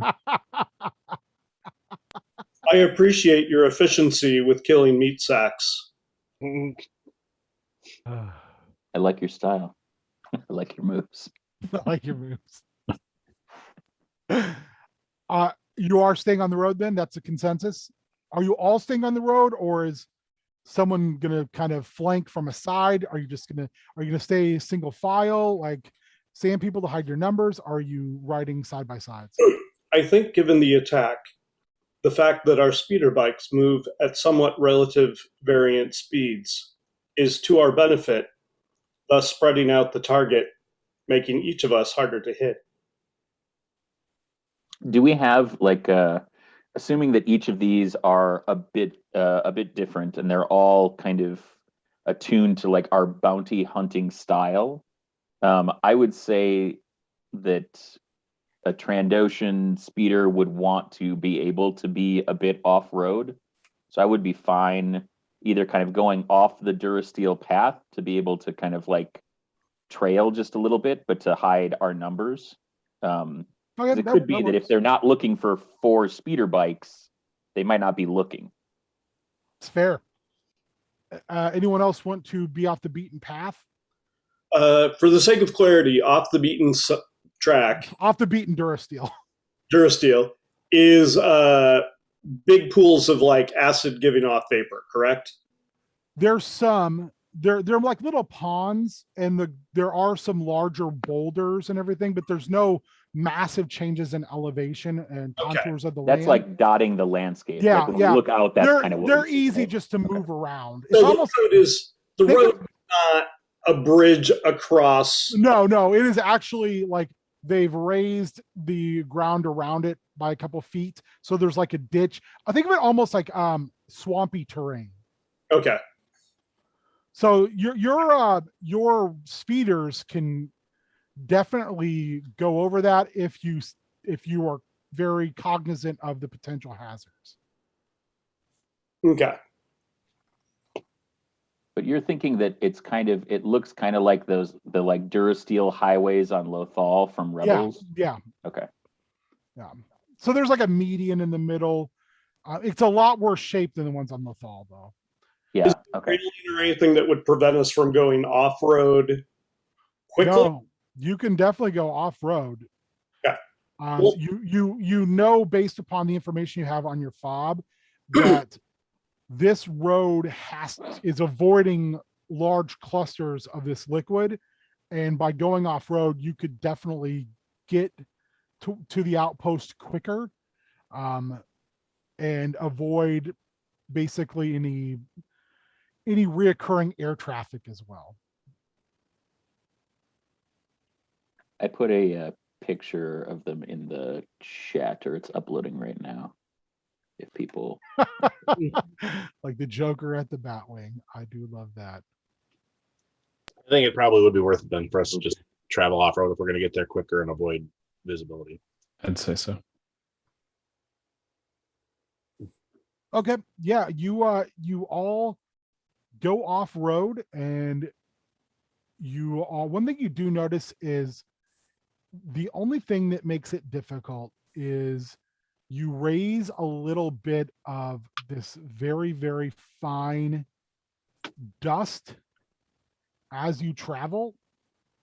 And the particulate tends to kind of glom on to that vapor, and you get like these thumbnail sized splotches of goo on you. You don't notice what it's doing at first, but after a while, you do recognize that it's eating at your equipment as well as your speeders. Nothing to worry about right now, but you know, if you don't get to a outpost soon or a stopping point soon to kind of get this stuff off, you're going to have problems. I would like you all to read or not read the situation. I want you all to, I want you all to make me an attuned check. Tune check. Yeah. None of you have, you're not fresh chickens. You're all have had some time in the field. You're all accomplished. So everybody, you guys got 10s? What else? 8. 2, 8, No, 11. 11. Oh man, everyone's 2 would rolling. be this. I need to do this if I got double Finger- digits, baby. Okay. What'd you get, Wilbur? 13 double sixes. Hey! Nice. You've got a hold. Remember that. You have one hold. Yep, I added it to my pile. Perfect. Cam, what'd you get? I got 8. Okay. Since no one rolled a fail at all, you all kind of catch it simultaneously, but Cam is the first one, or excuse me, Wilbur's the first one to kind of punch the accelerator and pull off. You see what looks like a kind of a small junkyard of droid tanks. But they've been kind of thrown together in a fashion where it's almost like a tunnel. And it looks like it's affording some type of shelter.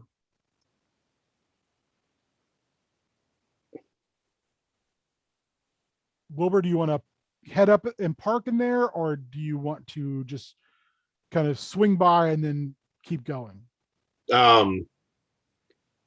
I am going to try to read the sitch and see if I notice anything untoward about it. And if I don't, I will just pull up into it. Okay, perfect. 8. You see a little movement, but it's outside of the actual kind of safe space tunnely portion. You're not exactly sure what it is, but it doesn't make you feel uneasy. Then yeah, I'll pull up over into there. Rest of you are gonna follow, I'm assuming. Yeah, I'll follow. Sure. So as you zoom towards it, what you do see, Wilbur, are a small group of maintenance droids stripping down parts off of these tanks.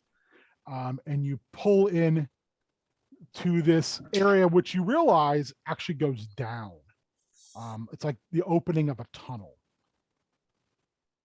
Tanks like big gasoline tanks, or tanks like No, like armored actual, tanks? yeah, like droid tanks from like the first 3 Star Wars, the Cool. prequel movies, but they've been like kind of thrown together and fastened into the mouth opening of a tunnel. Thank you. No problem. So you see this tunnel, and it's well lit, and it looks like a functional. This is like Duracrete Street. And it's also not on your fob. Mm. Do you park, or do you just keep going, or what do you do? In 15, could you speak to these droids and see if we can gather any information? Yeah, I don't want to just arrive in somebody's living room. Actually, Hey! I'll ask, would you, not could you? I know the Pen 15 could accomplish that easily, Of course. and I don't want our droid ace to be doing anything that is, untoward. I respect your part in the menagerie. We're all equal hatchlings. You're just more robotic and don't come from an egg. This is Still correct. part of my clutch. Still part of it. Yeah, he'll speak with the droids. They come over to you and they in droid speak, basically they inquire about what you need. Where does this tunnel go to? Market. And Market. to the market. And is it private or public use? Public use. Terrific. Do you need Do you have anything that could get this garbage off of me before it corrodes my exterior? That's exactly what they ask, and they literally, once you say yes, they go around with they make these attachments. They take their hands off, they put new attachments on, and they've been scraping this caustic tar off of everything metal, including like your armor. They literally just climb up and just start scraping it off. And again, you see that it hasn't done real damage to you in any way, but when they scrape it off, the armor is very clean underneath, because it's basically been run through a caustic shower. The lion, you're like, my beautiful fur. I imagine I have like a shower cap, at least covering the top part of my mane. But just it's a you can see the shower cap is starting to get holes in the. I figured you just put a helmet on. Right. I'll take no, no, a helmet. No, I mean, acid rain is bad, but have you seen helmet mane? It's fair. It is hilarious. The one thing they do for your hair is they literally come by and they take little scissors and cut off the little bunches of goo out of it. Oh. So you don't have it just sitting in there because they can't scrape it out. So, and they collect these in these little buckets, and you notice there are just lines of buckets on the side. It takes about 15 minutes and then they finish, and hey, it's looks way better, and you feel like your vehicles aren't going to rot out from underneath you. Is there anything else you wanted to check with the droids on? I mean, would it hurt to ask them if they know anything about our target? Possibly. Yeah, suppose. Do I get the sense that they are R2D2-esque in commitment to a particular side, or are they more the little vacuum scooters that go about the Death Star? No, they're more communicative than that. They're blue collar workers. They're just putting the work in. This is what they do. These are like true neutral. They're like the kobolds of. Yeah, like they're like the little droids that I think there was some of them in the prequels. They've been on the Mandalorian where they just go fix stuff. Oh yeah, the pit droids. Yeah, the pit droids. Yeah, that's basically what they are. They're just a variation of those little dudes. Okay, so questions aren't going to send them scurrying to report anything. In which case, you figure they've seen a lot of travelers come through here, so they're probably used to a few questions. Yeah, they just do their work. It's kind of what they do. I will frame it in a very clinical. Has this person passed? You know what? Give me a hot roll, please. Hot roll. Okay. I'm That would be hot a roll. 9. They kind of look at each other and they say, I'll ask you, since you have it, the fob right now. Does the fob contain a visual element to show Elari Meren? Yes. They look at it and then they say, seen that person, that's not the name. Could be twin. Oh, what name do you have? Meat sacks often make clerical errors. Meat sacks often have same names. The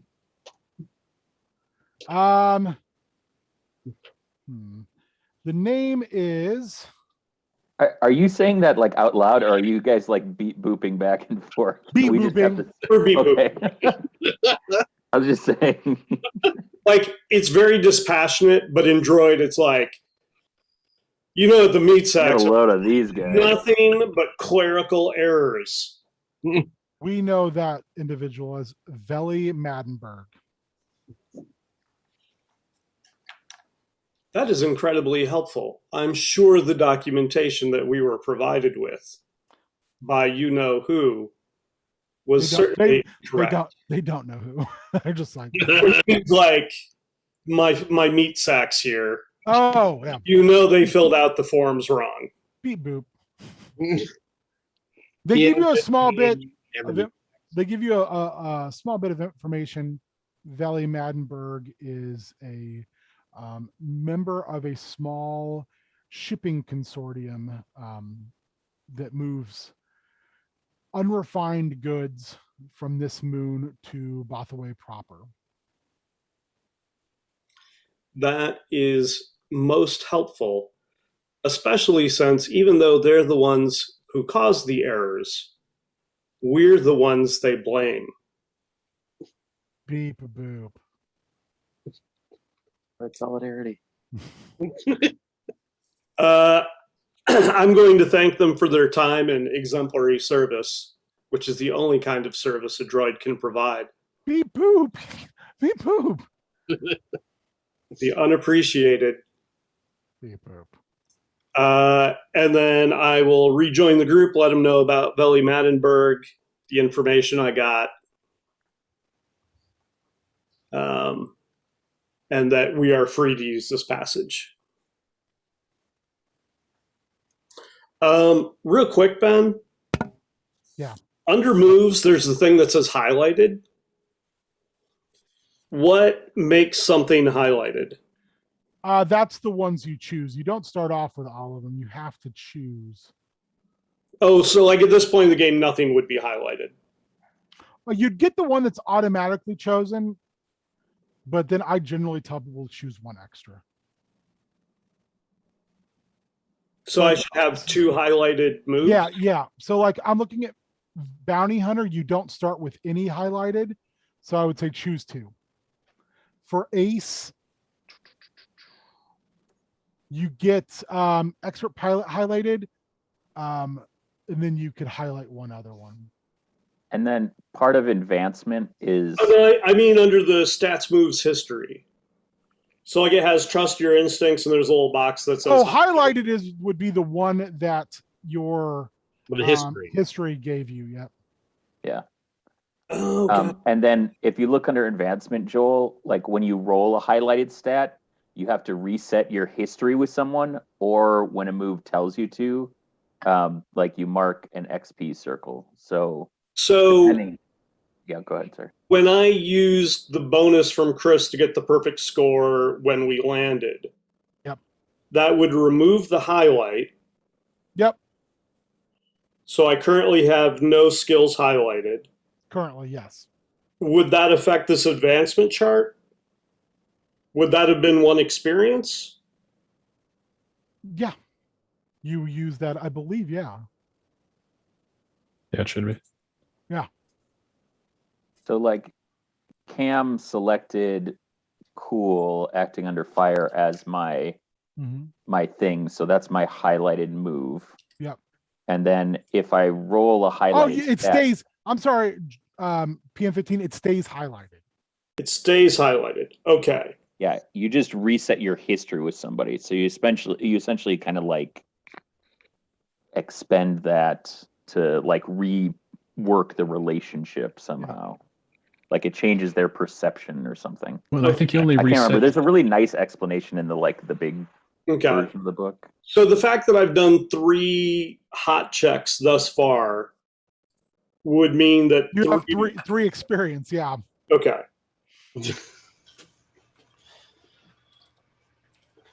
Okay. Cool. Thank you. No Yeah. problem.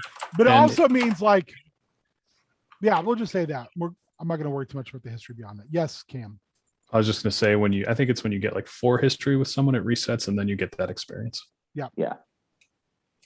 So right now you're trying to possibly build one more history with your boy. Okay. So when I've used the hot move feature, whatever that is, it didn't remove that I'm +3 to the lion. Correct. Correct. But when I hit 5 of those, I'll go +4 to the lion. No, when you hit 4 history, you get that extra experience point. Yeah, the experience gets you one of the advances, the checkboxes below Yep. experience. Okay. Which Okay. is like add 1 to your sharp, your hard, your cool, your tuned, get a new ace move, get 2 gigs, which means you can pick a secondary class and get that stuff too. You just take the better of the classes. Get a space dock and a crew. Get a move from another playbook. Okay. So okay. Okay. Does that I'm make unclear when sense? to fill in the experience bubbles, but I understand one of them, which is good. Cool. All right. How would you like to proceed? So it seems like, based on what PN15 said, we can access this. It sounds like it's being worked on right now, so it's probably underutilized. And maybe the safest way to both A, stash our bikes, and B, get into the market. Does that seem reasonable to the rest of the menagerie? I think so. Yeah. Um, And it's covered, so fighters should not be an issue. Yeah. So can we, just trying to think of, I don't want to threaten the droids. I'm trying to think of like how we could essentially kind of stash our bikes without, like, if PN15 can just tell them that like we'll be back for these, we're just parking them. Like if we need to pay any fees, Well, let this us is know. an underground road, right? Yeah. It's just a covered road. So we would just ride the bikes to the end, to the market. I just didn't know if that was going to be too clangy bangy for an enclosed road, but Versus walking? man, for a droid.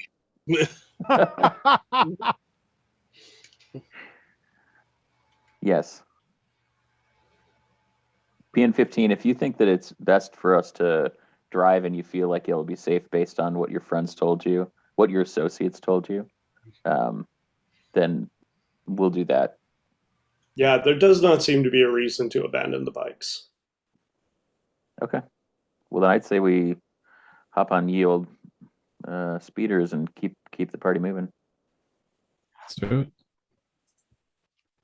All right. So you kick off and head through. And one thing you notice is this is verily. This is very, gosh darn it, I'm tired. You just played too much D&D, dude. You're still in like D&D brain. I am. It's something else. Forsooth. Forsooth. Ultron, I would have words with thee. If he be worthy, he shall possess the power. Exactly. Of- Verily. This gets rougher and rougher hewn. It's doesn't stay super nice. It is far more kind of beaten up. And it kind of starts to open up, and then it's like, it looks like this was at one point a large underground hangar. And it's becomes like a small, it's a market, but it also looks like it's a small settlement. You can see that the tunnel continues and kind of wraps around, but do you want to stop in this small settlement at all? What does our chit say about how close the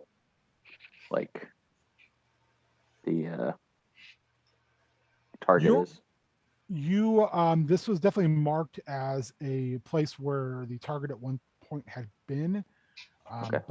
but again, it was further down the line on that. I don't know if it would hurt for us to ask where, Maddenberg might be.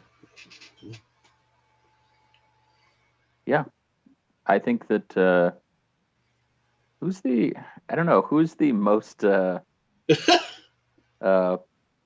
persuasive of our group? Like, In what way? I mean, not in the I think that we're all pretty good, or we have many people that can threaten.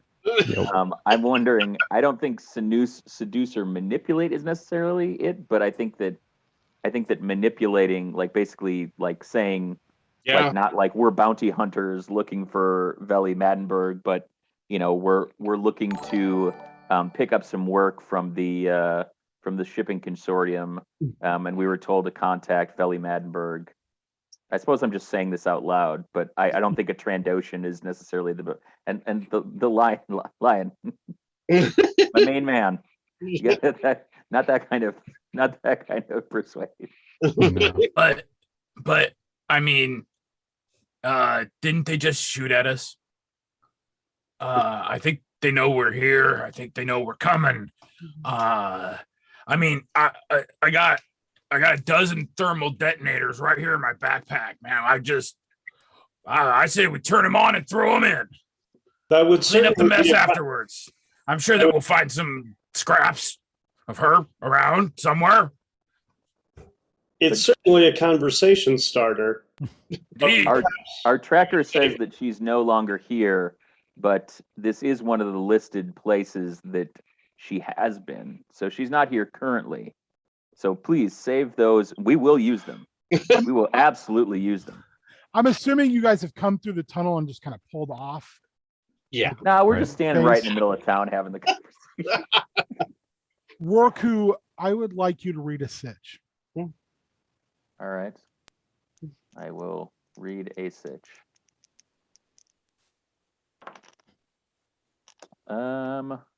That's not great. 7. So, well, yeah, that's not great. Is it? It's not bad. Yeah. It's success with failure, or success, yeah, consequence. Consequence. There are a lot of different races intermingling in this marketplace. This also looks like a very industrialized setting where people probably live in order to go and work in either nearby mines or refining plants. Is this like Lothal scale, or is this like Mos Eisley scale? It's somewhere in between. Yeah, it would be about the size of like half of Mos Eisley, and it's far more cramped, and it's far dirtier. Think about like a town inside of a mine. A town inside of a what? Mine. They call it a mine. Oh, gotcha. So the ceiling's really low, and everything is kind of stacked like right next to each other. Like there's spots you're noticing between these like prefabbed buildings that you the Lion and PN15 would have to squat and turn sideways to try to scoot between. Oh, so the market, like we've gone in an underground road into like an underground city. Yeah. Okay, I'm sorry. For some reason, I thought that this was just like subterranean like transport so that they didn't have to go through like the poison flats. but then I thought we kind of like came. No, you back haven't up. cut. You Okay, have I get it, not I get come it. up at all. Yeah. I got it. I got it. Okay. So it definitely, you're not seeing much in the way of law enforcement or military presence. However, you're also seeing a lot of more folks who might be in similarly aligned work as you. Could I also try to read the sitch? Yeah, of course. Okay. 12. Specifically, what I'm trying to figure out is this a planet that is generally pro Imperial Empire control, or is it more rebellion-y?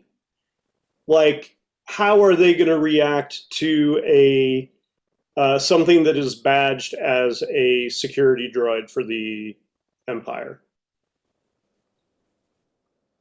So you can ask me 3 questions based on your role.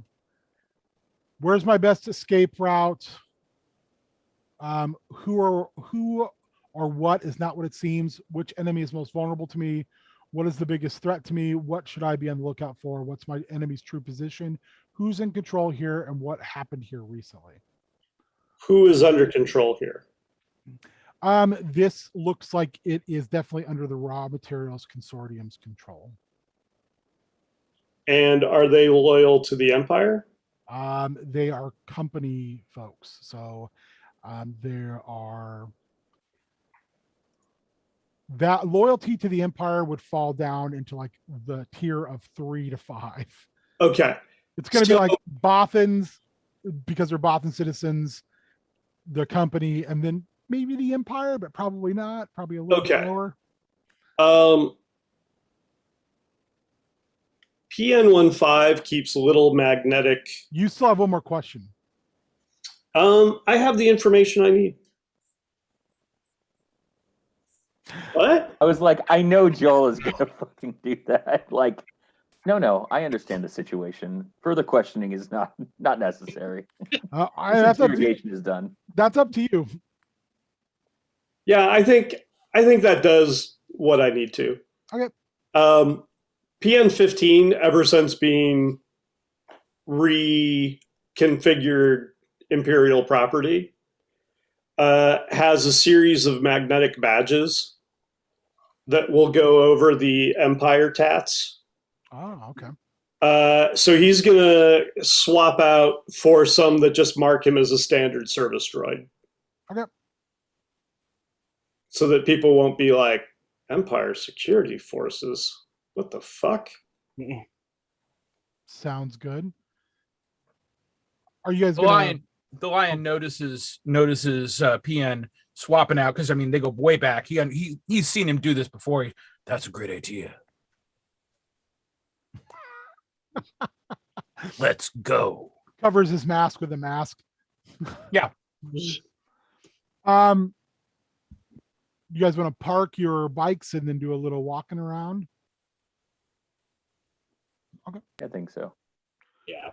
You park your vehicles and you start to move around the area. Are you staying together? Are you going to spread out? Are you going to work in teams? What are you doing? I think that moving in small teams would probably be a little less conspicuous. It's fair. Maybe Wilbur and Cam and I, and then the lion and PN15. Sorry, once I say the lion, then I always say the at the beginning. I wasn't going to call you the droid. I was going to call you PN15. Just a little tired, Joel. It's totally fine. I just didn't want to. I'm all about droid solidarity, dude. So you guys basically take both sides of the main street, and think about it kind of being like almost an old West style main street. There are little marketplaces Some of them are actually, you have to go up a set of steps to stand on a like little platform to deal with the vendor on that built like a small building on top of a bigger building. This looks like, again, a lot of scrap put together to kind of put together this tiny town. Anything in particular you see that you'd like to go interact with?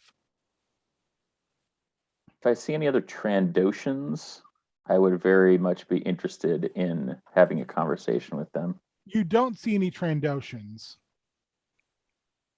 It's fair. They're not really known to be laborers.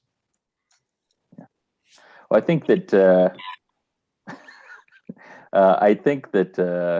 that's a good sign to Rorku that he doesn't see any other Trandoshans, because I think that if we were thinking about other rival guilds also having a chit, we would probably see at least one Trandoshan. So Rorku's like very keenly like sniffing, like using his like heightened olfactory senses to kind of keep awareness out for that. Yeah. I would trust my instincts even if it comes down to it. Why don't you check your instincts out? I would love to. 10 plus 1, 11. You do notice on top of one of these platforms, sitting around a makeshift table, eating, are a group of Gran, and they are giving you the third stink eye. The third stink eye. See, you are in Star Wars brain mode. That was so good. Okay, so I have my helmet on, so I'm going to kind of under my breath. I mean, not that they can see move, but like the Trandoshan helmets are like those kind of like half things, and like this one has like a breathing kind of shield down. But I'm just going to let the lion know. I mean, everybody's kind of in the frequency, but I'm assuming Wilbur and you're Cam. using like a short wave Yeah. in your helmets. Okay. But I'll let the lion and PN15 know kind of what's going on, and that there might be a rival guild here, but they don't have any Trandoshans with them, so they're not to be judgmental, but they don't have a Trandoshan with them. They're not really hunting, are they?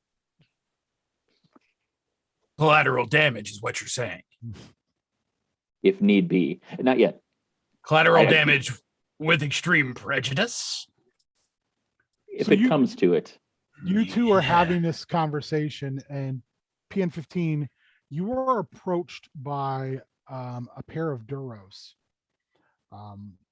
They're dressed a little nicer than most folks are. They definitely don't look like they're dressed for labor. They come to you and they're, hello.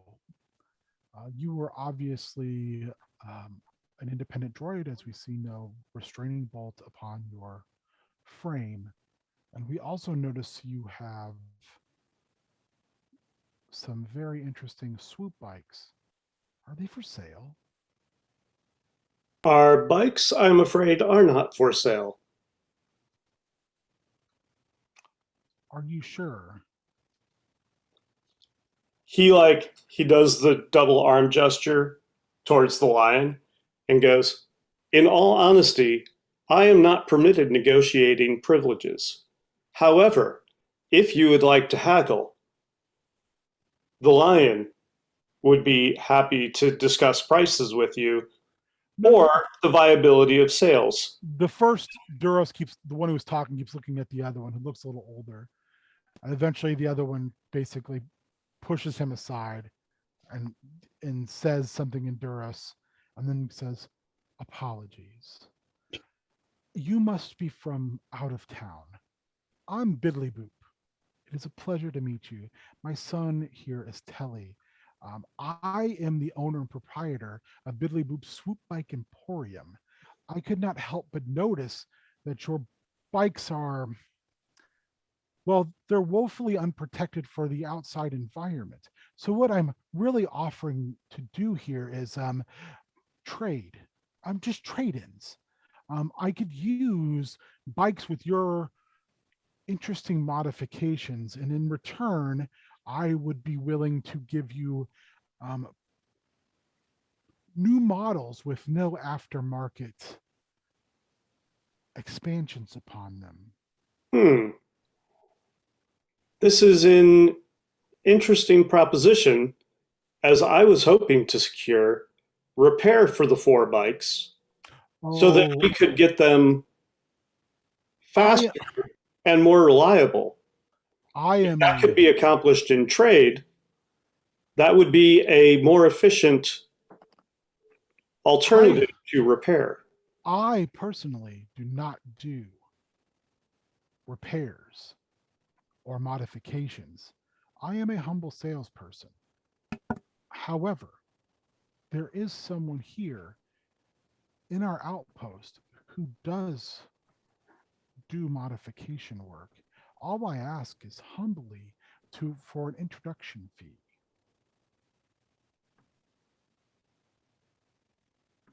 If you would pay me slightly more, I would be willing to negotiate for you.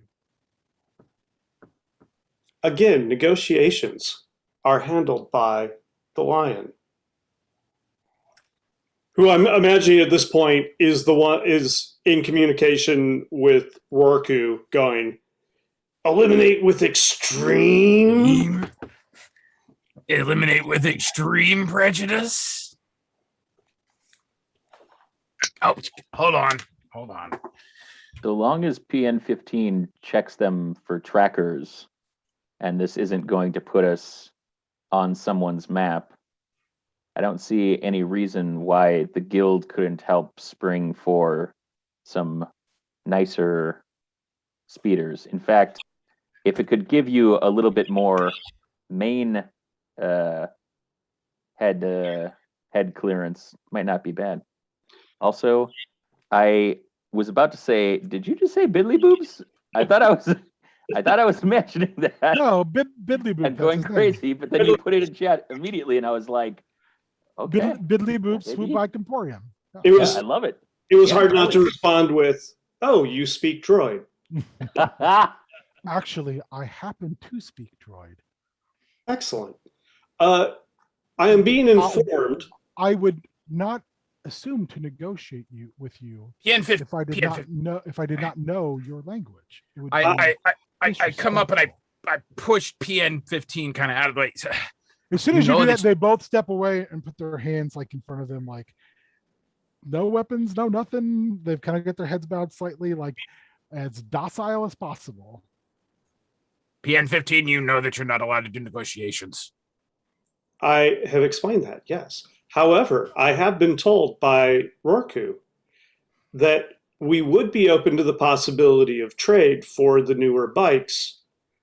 Would it be possible to check out the bikes we would be swapping for? Of course, of course.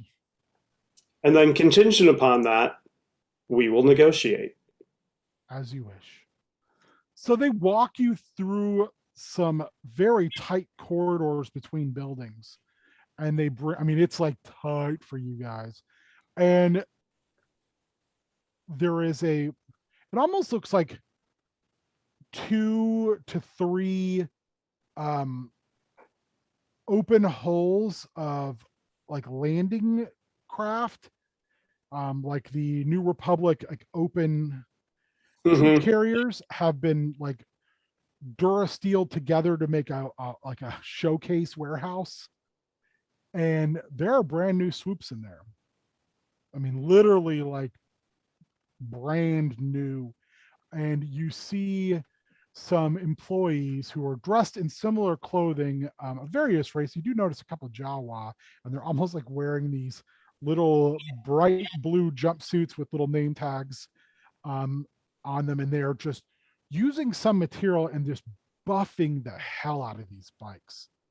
As I look at Jawas, even though I'm not capable of facial expressions, if I was, I would be like Clint Eastwood staring at them, like Goddamn jealous. Get off my speeder bike. You better stay the hell away from me. Biddly Boop explains that this is a refined version of the waste product from the soot and the condensation. When refined, it actually forms a protective sheen for some time, allowing the bike to withstand the rigors. If you would like, as a show of appreciation as well as negotiating, I'm trying to think of a word here and all of a sudden it left me. Negotiating good faith, we would be willing to apply this to you as well. At no cost. I would be open to that should we go ahead with trade. I mean, hey, listen, where I'm from, we have really tough winters. They get lots of salt on the roads and lots of sand. My father always taught me, well, I didn't really have a father because I grew up in the slave pits, but I thought, if I ever had a father, he would have told me that you should always get the undercoating. And you should always get it redone every 7 years to make sure that it stays good. Listen, we got a lot of credits. You take Empire credits, right? Please tell me more about the many credits you possess. Why don't we hold off on that until that you are offering for trade? As soon as you said you have many credits, Biddly Boop has turned from looking at PN15 to looking directly at the lion like, beep. I look over at PN15 more about all of the credits you are willing to spend. I look over at PN15 and I go, 50's a lot, right? 50's a lot of credits. And then he turns directly back to PN15. As if like, I'm not talking to you now. I am not necessarily the negotiator, but I am the keeper of credits. Well, I look amongst the two of you, and you have 4 bikes. Who is the designated negotiator? As you're in that conversation, we go back over to Wilbur and Cam. Rorku in the head set basically alerted you to these 4 Gran who are sitting around playing Sabak and giving you the stink eye. As you're kind of standing there figuring out what your next move is, a group of Bothans like walk by you. They're kind of chatting and they're in various like garb that looks like they've just come out of like refining or mining. And they kind of, instead of going around you, there's like 15 of them. They just kind of move through you. And there's a little bit of kind of bumping going on. They look kind of irritated because you're not locals and you're just standing in the way. Anything you wish to do in response to this? They're not trying to take anything from us, are they?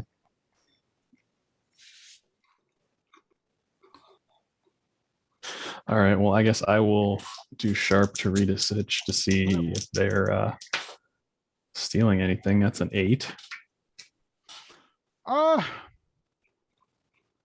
It sure doesn't feel like they're stealing anything from you. Actually, you can ask those questions. I'm sorry. I get away with sometimes not. You can ask one question. Where are the questions? They're under the basic moves. That one of the it's like the second to last page. In the Okay. PDF. Are those in the PG-13? Yep. Yeah, they're at the end. Oh.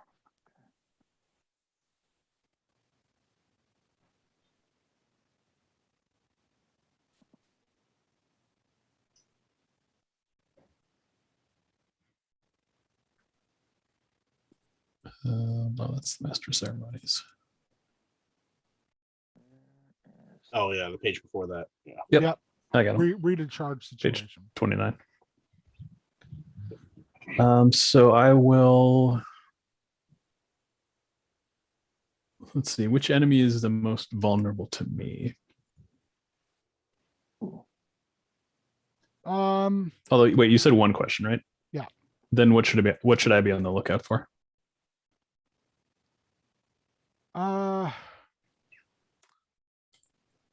There's definitely a vibe coming from these Bothans that you aren't wanted. And while they're not carrying outright weapons, they are carrying equipment that can be used as improvised weapons. Okay, but no one's taking anything or making a move yet. No, so they were walking at a pretty leisurely pace. When they move through you three, they slow down, and there's definitely a bad vibe here. All right, I will put my hand on my vibro sword, waiting for them to make a move. Okay. Wilbur Worku, would you like to do anything? When I see him put his hand on his vibro sword, I put my hand on his. You have a vibro sword? Mm-hmm. Oh, I just have a vibro Put your knife. hand But on his hip. yeah, then you and dip when it, he you dip. dips, I dip and we dip. You did. That's, I mean, I think that's fairly standard for Yeah. a clutch Yeah, mate, even in but, Star Wars, that's just, standard practices. Yeah, That's how we do it. this is how you do it. na. Yeah. Yeah. Yeah. So I think that I'm going to. I'll put my hand on my vibro knife, and kind of make a bigger show of that, just kind of like echoing Cam's move. But while I'm kind of making a big show of that, I'll kind of like bring my other hand down to my my holdout blaster, which is concealable. So like it won't look like I'm necessarily kind of reaching for anything else. It'll look like I'm kind of like putting my hand on my weapon, just saying like we're together. But I'll also. Wilbur, what are you doing? I'm going to try to fade back a little bit, but also be prepared, move away from the large group so I can get involved if I have to, but and grab, prepare my weapons, but not nothing overt yet. You kind of step back so your back is against the building, so no one's behind you, and you're almost parallel to the group.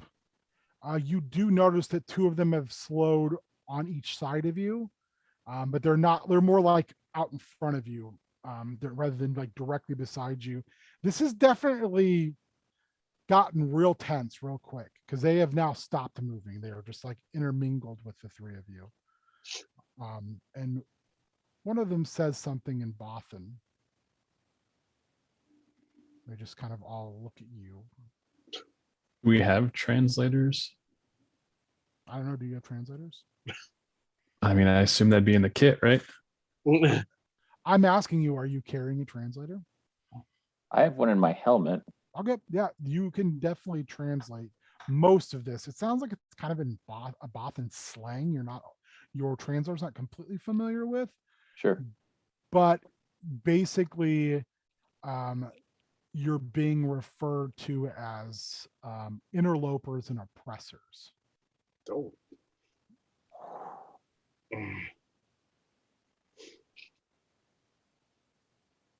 And these are Bothans, yeah. Yeah.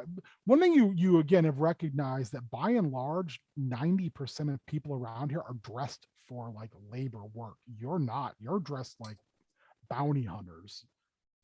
You're dressed like soldiers. It'd be like in the Old West if a bunch of gunfighters rolled into town in a mining town. Everyone would be like, oh shit. Somebody go get shot.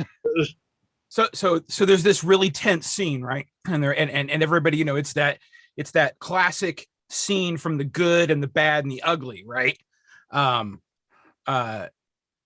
so you immediately cut scene, right, over to back to the dealership, the bike dealership, and coming out of the office is PN15 is leading the way, and the lion is coming out behind him, and the lion's got this really troubled look on his face, and he's going through his paperwork, and he's like, God, I don't know, PN15, do people really do a third mortgage nowadays? Extended warranty is real pricey. I mean, I don't know if I'm ever going to be back to this planet. I mean, how am I going to pay for this? Well, here are the keys anyway, and I hand him 4 sets of keys. So you traded your bikes in. Okay, you got 4 new bikes. Traded my bikes in. I got Kelly had to mortgage the house. I got the undercoating. I got the extended warranty. So PN15 is not allowed to negotiate, and the Lion is not terribly bright. You've wiped out the 25,000 on the card. Yeah. But your bikes are brand new, and they're moving them not even by driving them. They're pushing them with a repulsor lift over to the opening of the tunnel that moves forward to the next town. And they're literally just spit shining. These things are beautiful. Yeah, but you guys are making your way out back towards the center, the main street. So I'd like to use my hard and use my threaten skill. And I want to go up to one of the people pushing the hover cart, and I put the paperwork. I fold it up, put it away. Come back to that later. And I get real. I get real just big. Gave him a bunch of bullshit, and PN15 has a digital version of it in his finger. Well, the like worst part is paper he handed to him. We can't read. The worst part is the Lion totally fell for every single thing the salesperson had because PN15 is not allowed to negotiate. Hey, you don't go into Biddly Boo's swoop bike emporium and not walk out with a new swoop bike. Yeah.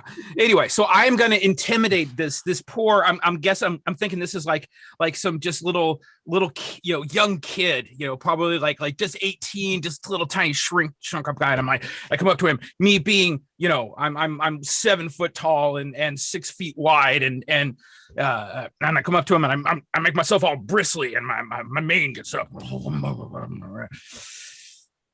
There aren't any trackers on any of these bikes, are there?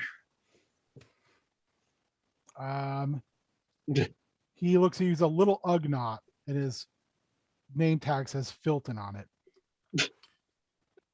Because if I found out, he kind of snorts, Filton, and you can see his little jowly things shaking. Yeah, because if I were to find out, Filton, make your roll. We could have checked before you negotiated for the bikes. I rolled hearing this 10, over our short way. A 10 plus 3, which would be a 13. Filton looks at you and he slowly moves around each bike and pulls the thing off of the bottom of each of them. And I will kind of look over to PN15 and kind of give him the eye to double check as I kind of again PN15 get right up, loom over him. He's tiny. He's like maybe 4 foot tall. Yeah, I loom over him. On my way over to the bikes, I squat down next to Filton and look like I am going to inspect for other trackers. And Ugnaught, he says to you, it's an insurance policy in case your credits come back rejected. It's for repossession only. But hey, I just work here. I don't get paid well enough to get eaten by a flipping lion person. This is I got my whole life in front of me, baby. Don't want to die, so I took it off. Okay, because if I find others, he'll be upset. There are no others. Terrific. For real. In fact, he gets on his back and he crawls underneath there, getting his back of his little mechanic outfit dirty, and he's checking everything. He's like, "No, you're clean. You're good." Okay. I'll top them off. I mean, hey, usually we give people a half full tank. For you, full tank. That is appreciated, as is the undercoating. My carriage feels fresh and delightful. Yeah, it's really good, isn't it? The whole time the line, he's having this like animated conversation with PN15 in his native tongue. But one thing you do get a good vibe for is when he gestures towards you, it is fear. It is pure unadulterated terror. And then I'll double check just to make sure there are no other trackers anywhere. Okay, why don't you trust your instincts for me? Okay. Ooh, as far as I know, there are no trackers left on that bike. So that was a fail. Yeah. Take one experience. Yeah. I think that might push you over. I'm close. I'm not there, but I'm close. You're not at 5 yet. Now I'm at 4. Yeah. No tracking devices on these swoops. They look really nice though. Back over to Rorku, Wilbur, and Cam. Oh, sorry. When we're standing there, there's 12 Bothans, right? Yeah. I mean, so how far are we apart from each other, Cam? Are we like you're on, so you three are grouped together. There's maybe enough room. They've kind of pushed through you. So there's maybe like a Bothan space between you. And they're not the biggest of races either. So as far as where you are from the Lion and PN15, you three are literally kind of at the middle point of this main drag. They're at the far end of it, opening into the road you have not traveled upon yet. So they just kind of like walked through our group like that? Yeah. Just like all big fucking shit. So I'm gonna roll hard. Say, are we gonna have a problem here? Okay, make me that. Oh, it's a 9. Hard Celestin move, baby. I rolled a 9, but it's +2, so that's 11. You are like, I'm assuming you're just saying it in Galactic Common. I think that's what it's called. Are you still got your hand on your sword hilt? Yep. Could I back it up? Do you also want to do it? You could do I think so. Yeah. help too. I think that after you say that, I'm just going to like look over at Cam and go, no Bothans had to die to get us this information. And I'll roll my my threaten as well. And about this time, Roku hears in his comm link, all right, boss, we got the bikes. Is your history with Cam better than your hard? Oh yeah, it's +3. Yeah, I think they're both maybe. +3. Okay. Yeah. So I had a 7 + 3. So 10. Yeah. You actually peel back your little overcoat and reveal your heavy blaster, and you give them that eye, and you unsnap the snap on it. Wilbur, what do you want to add to this at all? You're just gonna be cool as an albino Gamorrean cucumber leaning against the wall. Yeah. Lee Van Cleef style. Yep. So it like takes a second, like everyone's looking at each other. I almost imagine the music from the Jabba skiff playing. Bop, bop. And then they go for their weapons. They're not weapons, they're like cutting torches and everything, and it's just a scrum. Oh, jeez. So we're Some Bothans did have to die to get us this information. They sure did. Many Bothans. Well, at least 12, it sounds like. Yeah. 12's a good start. Wow. All right. I'm a Trandoshan. I hate Yeah. Bothans. Pilot crafts. Don't you like Stupid hate every? mammals. Yeah, I would say every Hot-blooded mammals. warm-blooded. Yep. So what are you doing? Oh, I'm going after it. I'm gonna pull out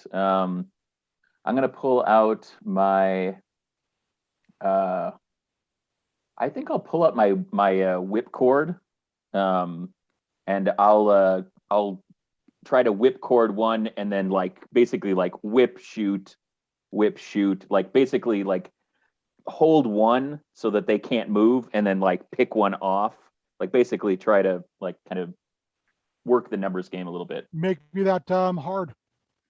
I will try and help him as well. Oh But, yeah. You know, I've got knives and stuff, so you know, just try and distract whoever needs distracting, or move people into position by, you know, kind of hurt them somehow, so that he can do what he needs to do. So I'll just count that as like a threat, and then we'll. well, there's a help or interfere as a role. Oh yeah, you can do that. I would roll plus our history, which is actually surprisingly good. So that would be a 13. Remind me, by helping, what do you do? Is it you give him a success, or I can't? Let's see here. Let me double check this. They take they get +1. Yeah. Whatever he's doing. Yep. Yeah, get a +1 to your rolls here. Okay, so that would be an 11 then. Okay. Cam, what are you doing? I'm gonna pull my Vibrasword and just start swinging. All right. Make that sweet beam footage.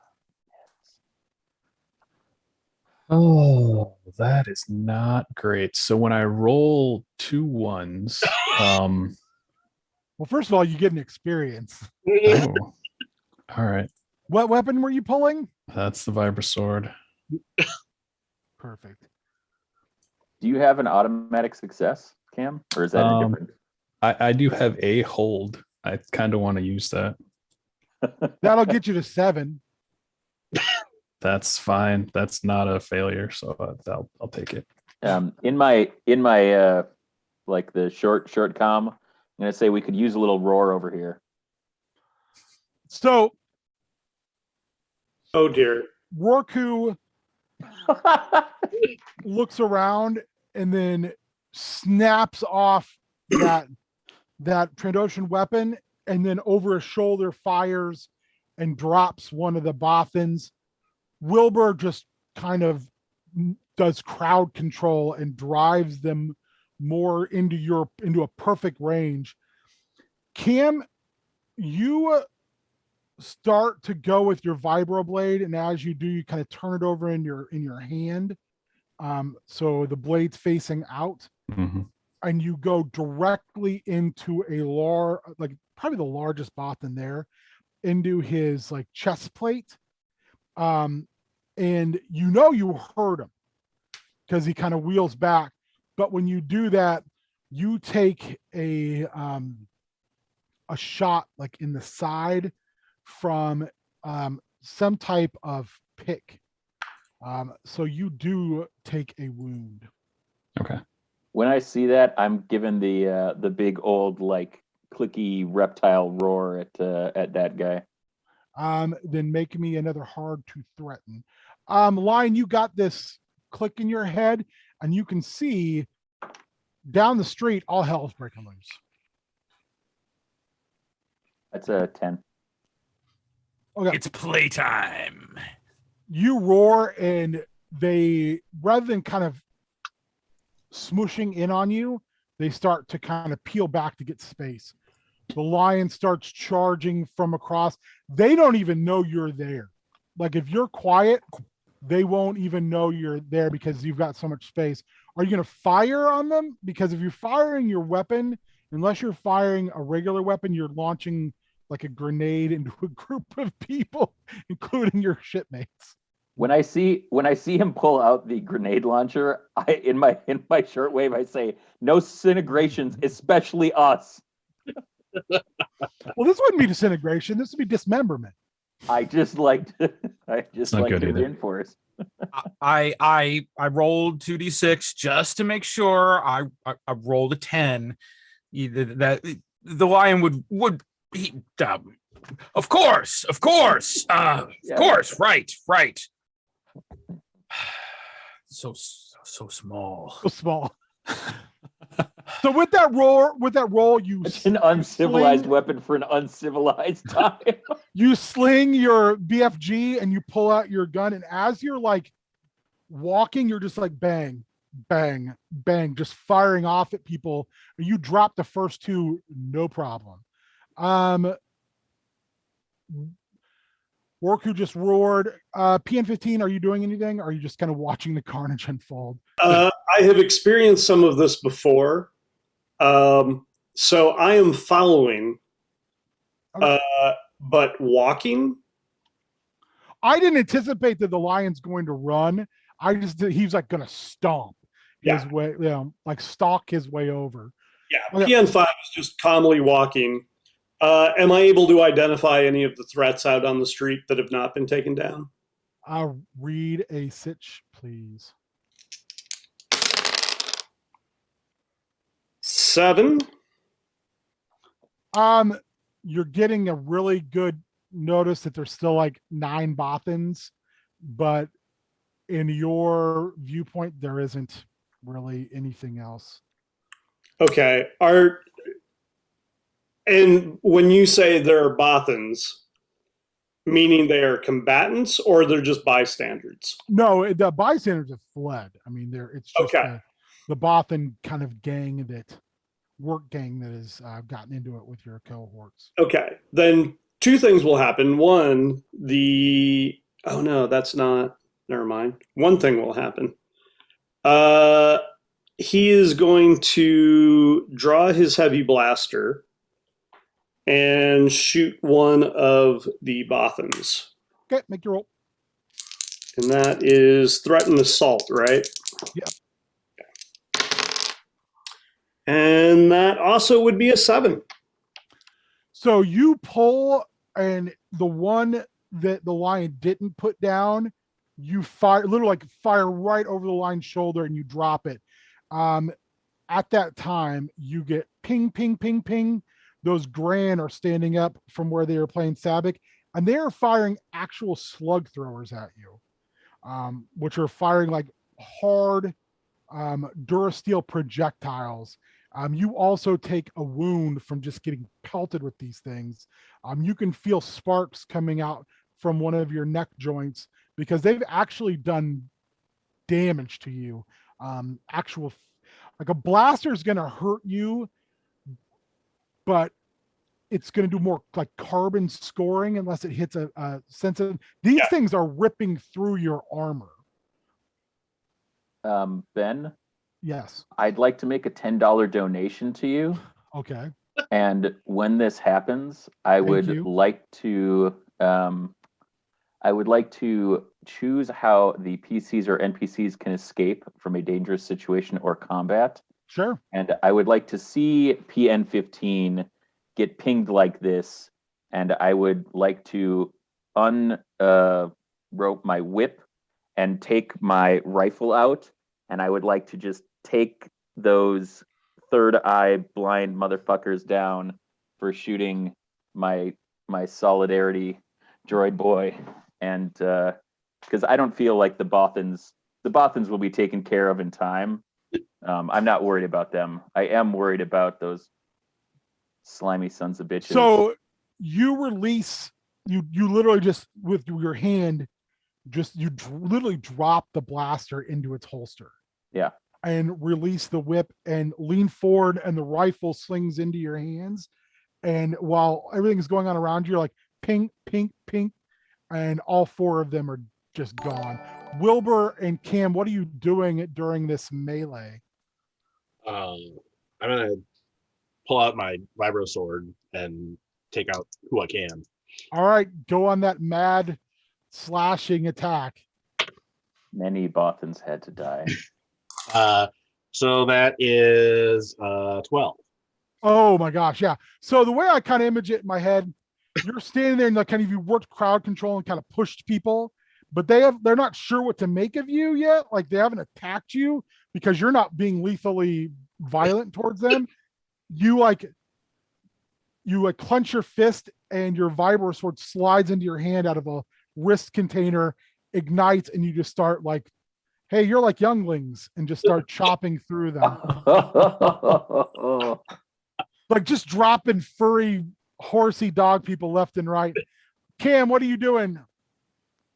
And well, it's time to put some of these dogs down, I guess. And let's hope I don't roll 2 ones again.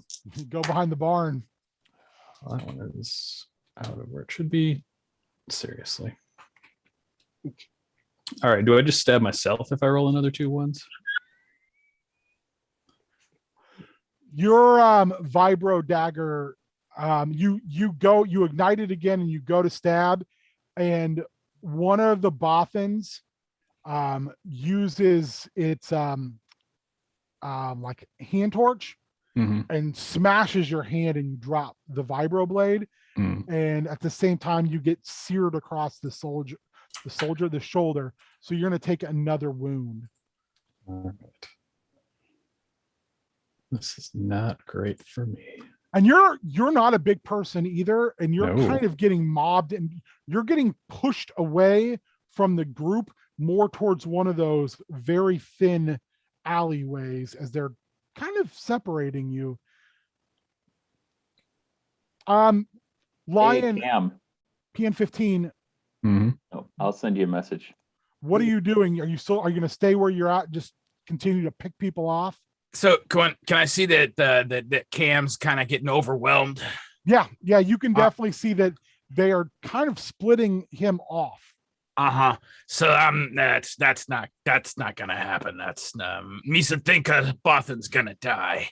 I'm gonna take out my flechette rifle.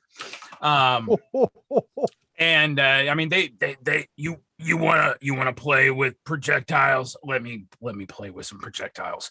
And I'm just gonna and I kind of imagine this thing like a sweep, like a what they call a street sweeper shotgun, right? So it's just a Tommy gun with shotgun shells, and just. So every time your gun gets ready to fire, you hear a thump, and at the front before it bolts out, you see a little spinning head on it. You fire out your flechette launch. Make me that hard roll, please. That would be a 9 plus 3, which would be a 12. So the 3 that have gotten you kind of cordoned off and pushing you towards that alleyway, Cam, all just get massacred from behind by tiny projectiles being launched out of this larger shell. You actually, because you backed yourself into this little alley, took none of the brunt of it, and they are shredded and dead from behind. I imagine Lion standing there behind him, and they're just they're chunks, right? And Cam's just covered, untouched, but just covered in gore. And I look at him and I'm like, all right, boss, time to go. There is a lot of Bothan splatter all over you. There's 2 left. PN15, Worku, Wilbur, what are you doing? PN15, upon getting hit by the projectiles, looked over, looked down at his damage, looked back at them as they were all being shot, says, rude, and then turns and shoots another Bothan. Give me that roll, please. How rude. How rude. That would be a 9. Yeah. You get knocked off balance, but not be avoiding a shot in return, but you drop the Bothan. Well, that last one starts running away, perhaps, since all of his buddies have been shot. I'm gonna whip my rifle around as he's running away, and I'm gonna shoot him in the back. Okay. So, a quick question about those wounds. Could my armor have deflected that? Yep. Okay. And same thing with PN15. You both can mark an armor off if you'd rather take. It's another 10. All right. Yeah. Once it moves in a position to fire on PN15, you just go bink. Ooh, could I use my bounty hunter move? Yeah, of course. Instead, yeah. All right, I think I'm going to do that, and I'm going to use no good to me dead. And when I inflict harm, I can choose to inflict any amount of harm that I'd like. So I'd like to maybe take out a leg so that we could go over and have a little talk with our warm-blooded mammalian friend. You shoot him from the side of the knee, and his one leg comes off. Wilbur, there's one, and he is shooting, suppressing fire as he's fleeing. What would you like to do? I will attempt to, since we don't necessarily need him now, attempt to shoot him. Okay, fire away. All right, so I'll be the blaster carbine that I picked up. Oh yeah, that's not bad. So we've got 11. Yeah, you're just like, this is pretty easy for you. You just buckle down, and it's almost like the arrow shot in Army of Darkness. The guy's running and running and running. You're like, sword boy. So just blaster pink. As you drop the last Bothan, a biff comes running out of the main building on the main street, waving its hands and screaming, "No more, no more, no more, no more."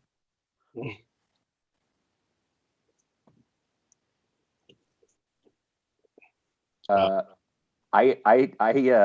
give a little signal over the shortwave that's basically our signal to like everybody train their guns on him, but don't kill him.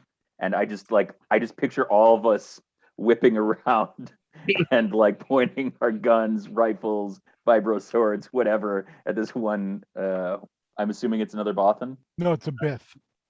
Oh, Yeah. I'm not sure what a biff is. Remember the guys in the cantina playing instruments, like big bulbous heads? Oh, blue with like the kind of elephant. No, that's Sure. no, these just look like kind of like the gray aliens with the weird. Yeah, big black eyes. A New Hope. Oh, They're gonna blow us some sweet jizz music. Yes, okay.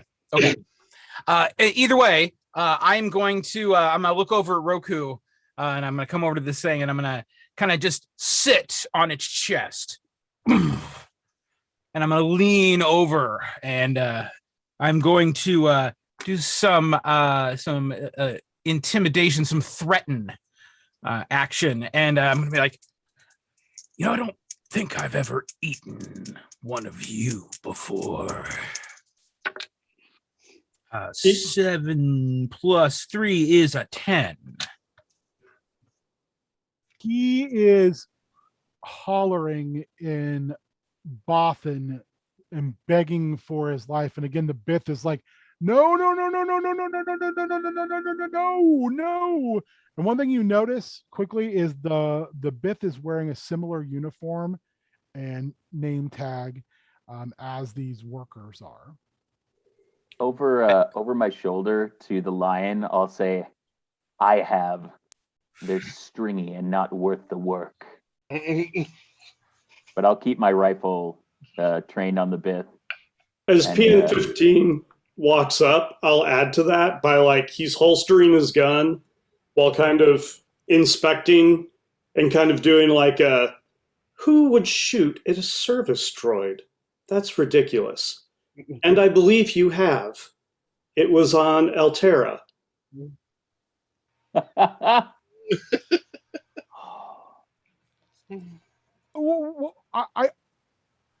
I'm the outpost administrator. Please don't kill anyone else. Please just stop, please.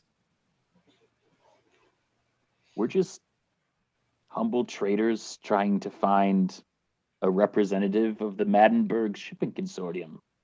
But all of your workers. Check me a manipulation, please. All right. You are not dressed. You are not dressed like. You are dressed for war, buddy. Yeah, that's all right. Maybe we trade war. Yep. Yeah.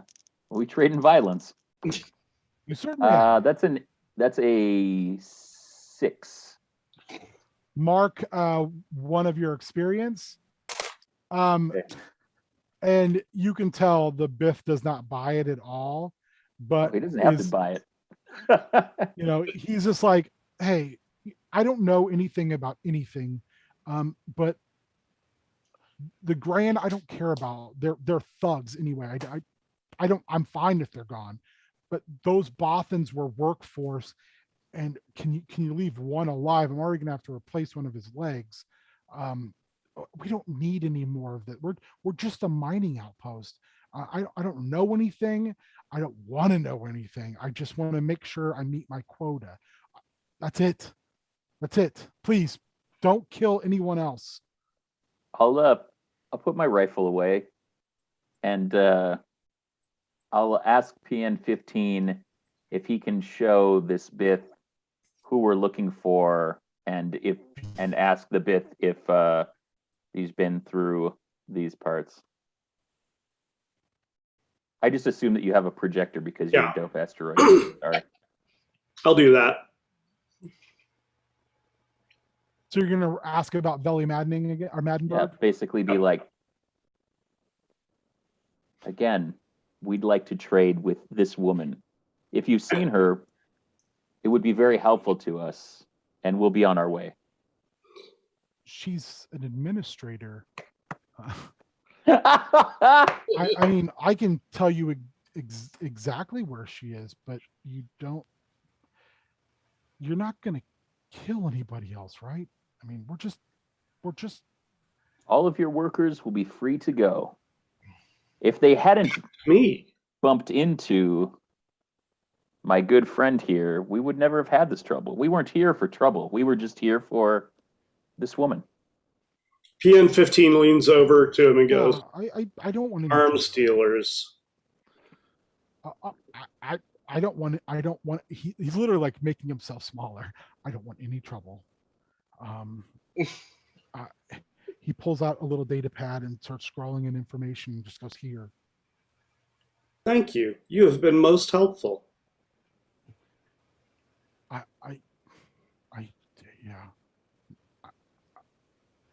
Can I help? I reach into my pack and I pull out one of my stun grenades. No. And I pull the pin. No. And I stick it in his mouth. No. But if he holds down, if he holds down on it, it won't explode. The Bith says, but it will get him to shut up. No, the Bith is talking, not the Bothan. The Bothan is still just crying in pain. Oh no, though this is okay. This is whomever I am still standing over the Bothan. The Bith says, please, you should go because the alert is off and they're going to send troops. Please, just no more violence. Please, please, I'm begging. You will want that later. Fair. That you make a good point. He turns back to the Biff and just goes, arms dealers.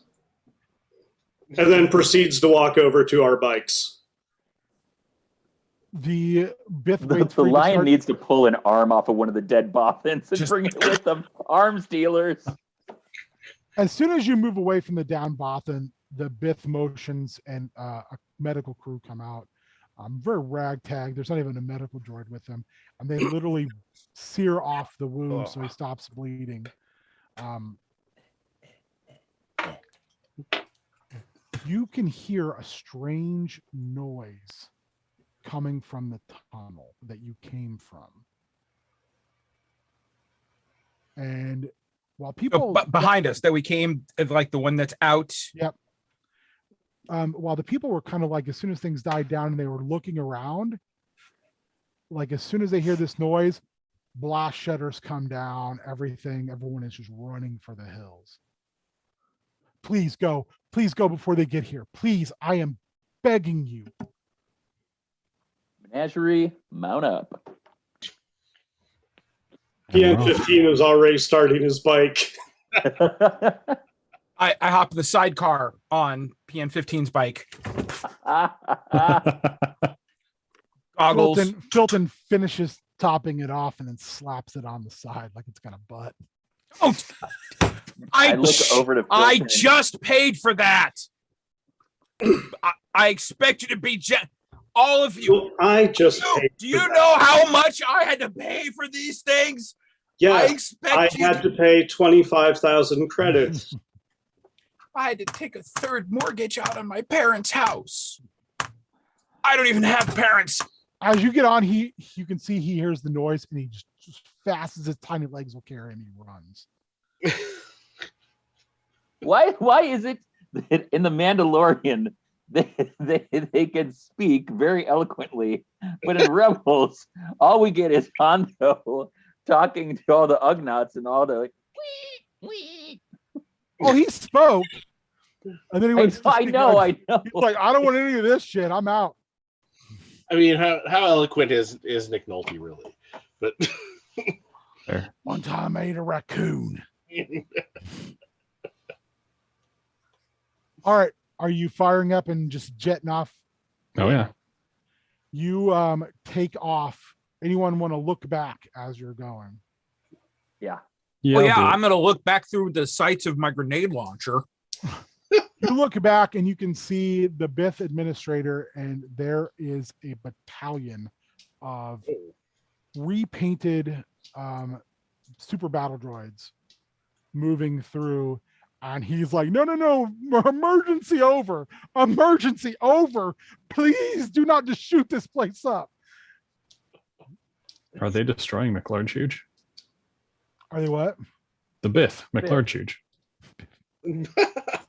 He did not see the chat. You did not. I did not. Slab beat chase. Ah, god damn it. Come for the wanton bounty hunter murder. Stay for the corny jokes. That's right. Stay for those who get their shit in. So you see the little tracker directions, and as you're moving down this underground highway, there's what looks like a service road that's got not really a checkpoint, but like a Durasteel arm down on like this little tiny side path, so small you can barely ride your swoops down it, and that's where it says you need to go. Okay, yeah, making the turn.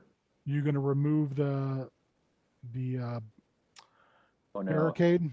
These are those nice new speeders. We're gonna do that like pump bump like hop the barricade shit. Sweet. Oh, I was just gonna do out of the way. I'm just using my move to just smash my way through the scenery. Do it up. Do that move. That's so good. I was hoping Yeah. you picked that one. Yep. And as Cam does that, I turn to PN 15 and I'm like, now you know why I'm wanted in 4 systems. What'd you get, Cam? I'm gonna get new dice Oh no. because I rolled a 2, so that's 2 1s. Even with my heart of 2, that's still a 4. It's a fail. Can I Yeah. use my hold for him? Sure. I'll give you a 6. All right, I'll take it. I mean, it is very funny to think of It's you still trying a- to smash it's through this still and just smashing and me. It's still a failure. Yeah. It's still 6. So you still fail. You Even wreck if I your. use the hold? Oh no! It gives him a one full 6 on a dice. Yeah, you success with consequence. Your Okay. bike is trashed, but so is the barricade. Sounds about Like right. your So it's down. bike It's a little ramp. Your bike is unrideable. It is a mess. Okay, so you smash into it. It Yep. like creates a little ramp, and I'll kind of go. And as I'm coming through, I'll put my arm out and grab you and just like Hop on. flip you back on, like Princess Amidala or Queen Amidala style. I'm gonna want a cool for that because that is Cool as super shit is cool. what it Yeah, is. It's super cool. It's super cool. Are you rolling Okay, the cool there? I have that highlighted, and I am going to, Nice. because Cam gave me that, I'm going to use that for an automatic success to do some cool shit with Cam.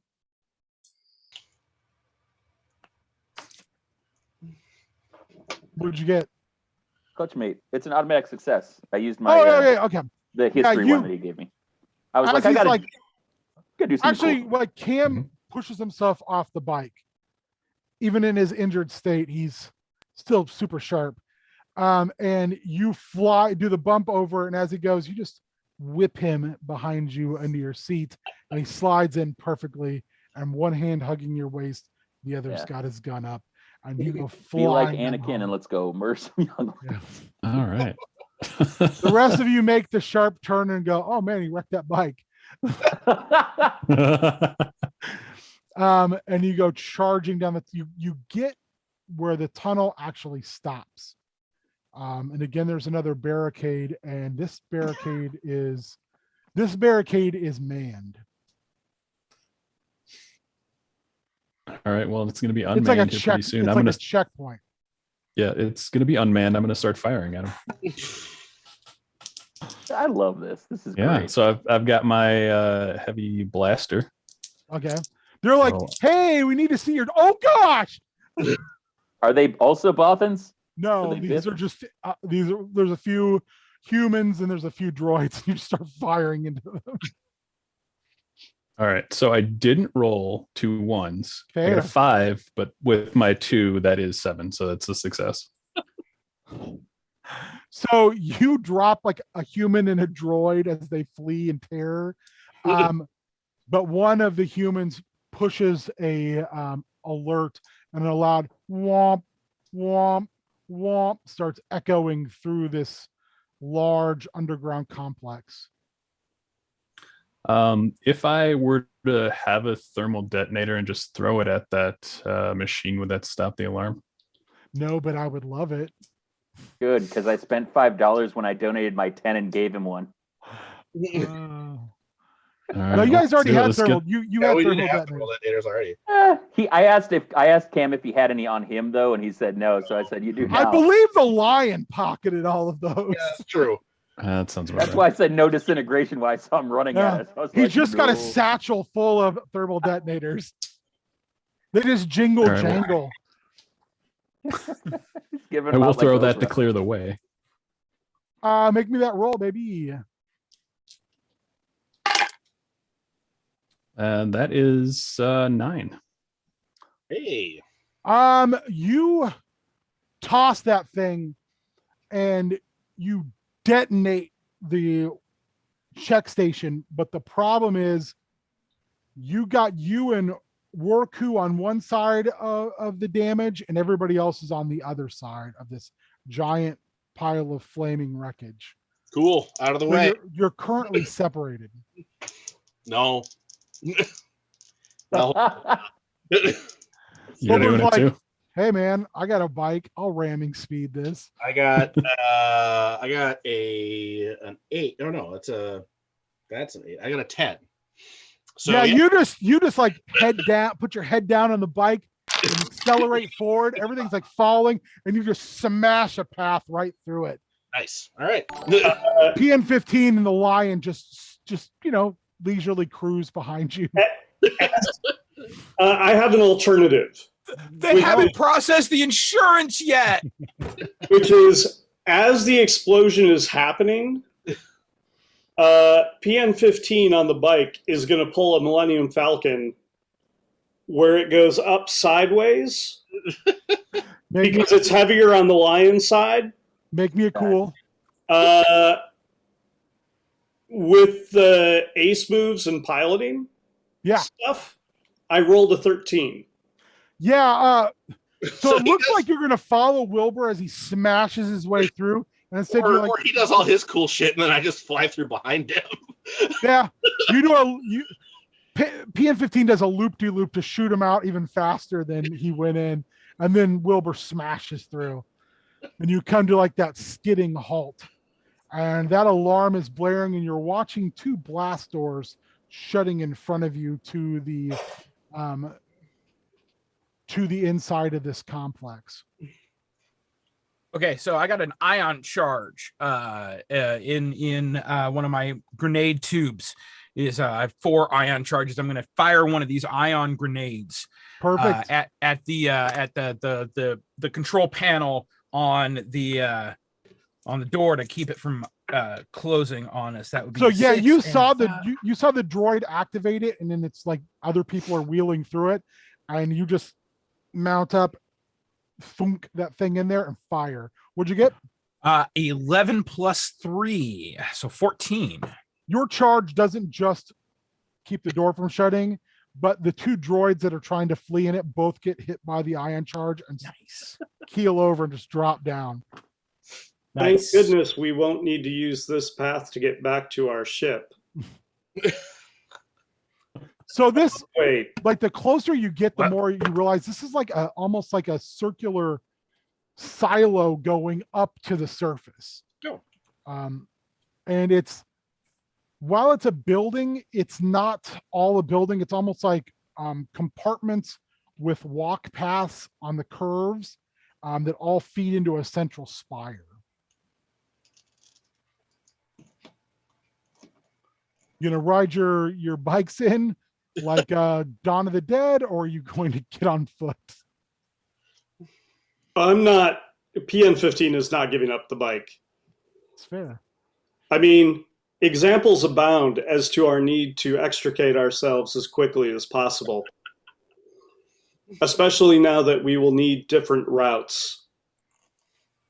Well, so I was wondering about this PN15. If you have the connection to the ship, right, and you're like K2SO, do you have a slave circuit for it? Like Boba Fett does, the like remote, Call like it. come to me thing, since you're tied into the systems? It would be very sensible. I believe that you have it in my heart of hearts. So I- I've always not worried about getting back to the ship the same way. You have it for the flight, but not for the weapons. Yeah. So you could easily just homing it in onto you, and it can land on the nearest viable landing space for pickup, but you can't just remotely activate weapons with it. That sound feasible? Yeah. All right. So you guys cruise in to this, and then you realize it splits. You can either go on the rounds to go up, or you can try to penetrate the blast doors to take the central spire. I mean, got a lot of detonators. You do. People are running for their lives. Like, it's not As like well they people have should. got inside. They're just like, personnel are just fleeing. This would be like if you went into like middle management of an office building and started blowing shit up. PN15, for the benefit of the people not in our group, keep saying things like, "Oh no, we are being pursued by maniacs." You son of a bitch. There. Danger. Oh, Danger. we are being pursued. That's why we're running through. I Yeah. got you. I thought PN15 was doing the K2SO. That was basically like, I'm not with them. Why are they attacking? This is terrible. That's beautiful. What would you like to do? Well, I gotta create a thermal detonators, baby. What do you think I'm gonna do? You set them up. I would like you to. I want you to make me an attuned check to set this detonator. This is a little bit of this is fine tuning work here. This isn't just spray and pray. Well, I'm gonna take that point of experience, because I rolled a 2 + 1, which would be a 3. Oh, that's pure failure, baby. So the lion sets it up, and he's pretty sure he got the time on the detonator right. And he did. But what he did not take into account is the structure of the building itself. Oh. And when he blows the bottom of the central tower, it causes the right causeway ramp to collapse on top of you all. So you're all going to take a wound, and you're buried in rubble. So, support column? No, I'm sorry. I don't think I've ever heard of that term. I'm not an architect. I am a lion murderer. I am not. I am a murder hobo, and I don't know anything about how buildings are built. Also probably why you're wanted in 4 systems. Oh no, it's I'm wanted in 4 systems because I have to keep I keep getting fooled by salespeople, and I'm the one that always has to buy all the equipment when we go into a spaceport, and so because nobody cares if you kill somebody. They only really care if you don't pay your debts, right? I mean, that's why Han Solo was wanted, was not because he killed somebody, but because, he owed Jabba the Hutt money. And so now here's another system where I'm wanted because I owe Biddly Bop. Biddly Bop. I owe Biddly Bop a lot of credits. Yeah, I mean, you're a deadbeat. You have a terrible galactic credit score. Intergalactic deadbeat. No. It's really surprising that they keep allowing me to buy things. I like to pretend of all the people you've murdered, you just keep using their names. Ooh, that's a good plan. You're like basically committing identity theft of dead people. Like, hey, I just took their wallet when I was done. So I mean, it's all good. So you are able to crawl out of the rubble, but you're pretty scuffed up. By the time you do so, the only way up is through the left up corridor, and you now see security setting up a point where they've got the high ground, and they're setting up one of those little cannons they used in on Hoth, and they're aiming down at you and getting ready to fire. These are paid employee security. I'm gonna try and hit him with a stun grenade. Perfect. And I've got unstoppable, so that's 2 off of my roll. 2 off of my, my minimum to success here. So, that still isn't great. That's a hard, I assume. So that would be 9. Yeah, you're able to take out the main cannon and 3 other of the security. So there's like a couple left, and they fire down into you guys. PN-15, you take a wound. The lion, you take a wound. As you guys kind of were starting the move up towards where they're at. Do you want to return fire? What would you guys like to do? Cam, can you take the controls here, and I'm gonna pull my rifle out. So your bikes are trashed, by the way. All of them? because they got crushed by the stairs. Yeah, they got crushed by the stairs. Okay. Oh. Well, then in that case, they're probably Cam, you don't need to control anything unless you want to give me a hug. I thought you could reach behind me like. Yep.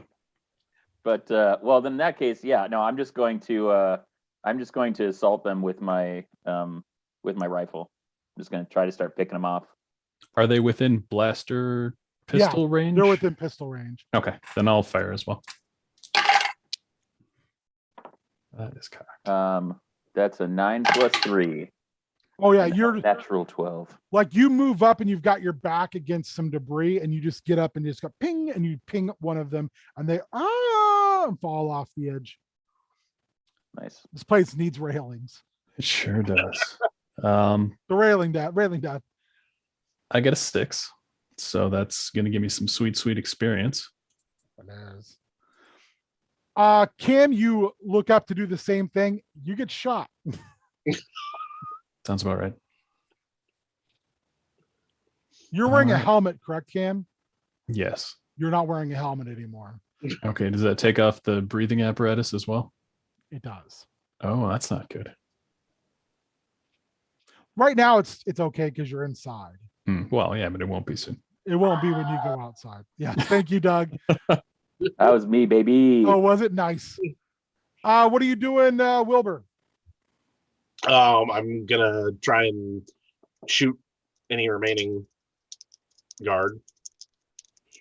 There's 2 left, and they are trying to use their friends' stunned bodies as a shield. All right, so that's 9. You fire and you hit one, but they don't drop, and you get fire back and you take a wound. Okay. They're definitely wounded, but you didn't get a clear hit on them. All right. PN15, the lion, what are you doing? Why must people keep shooting the service droid? What is wrong with you, meat sacks? And he's gonna draw his blaster and shoot back. All right. Lion, what are you doing at the same time? At the same time, I'm going to.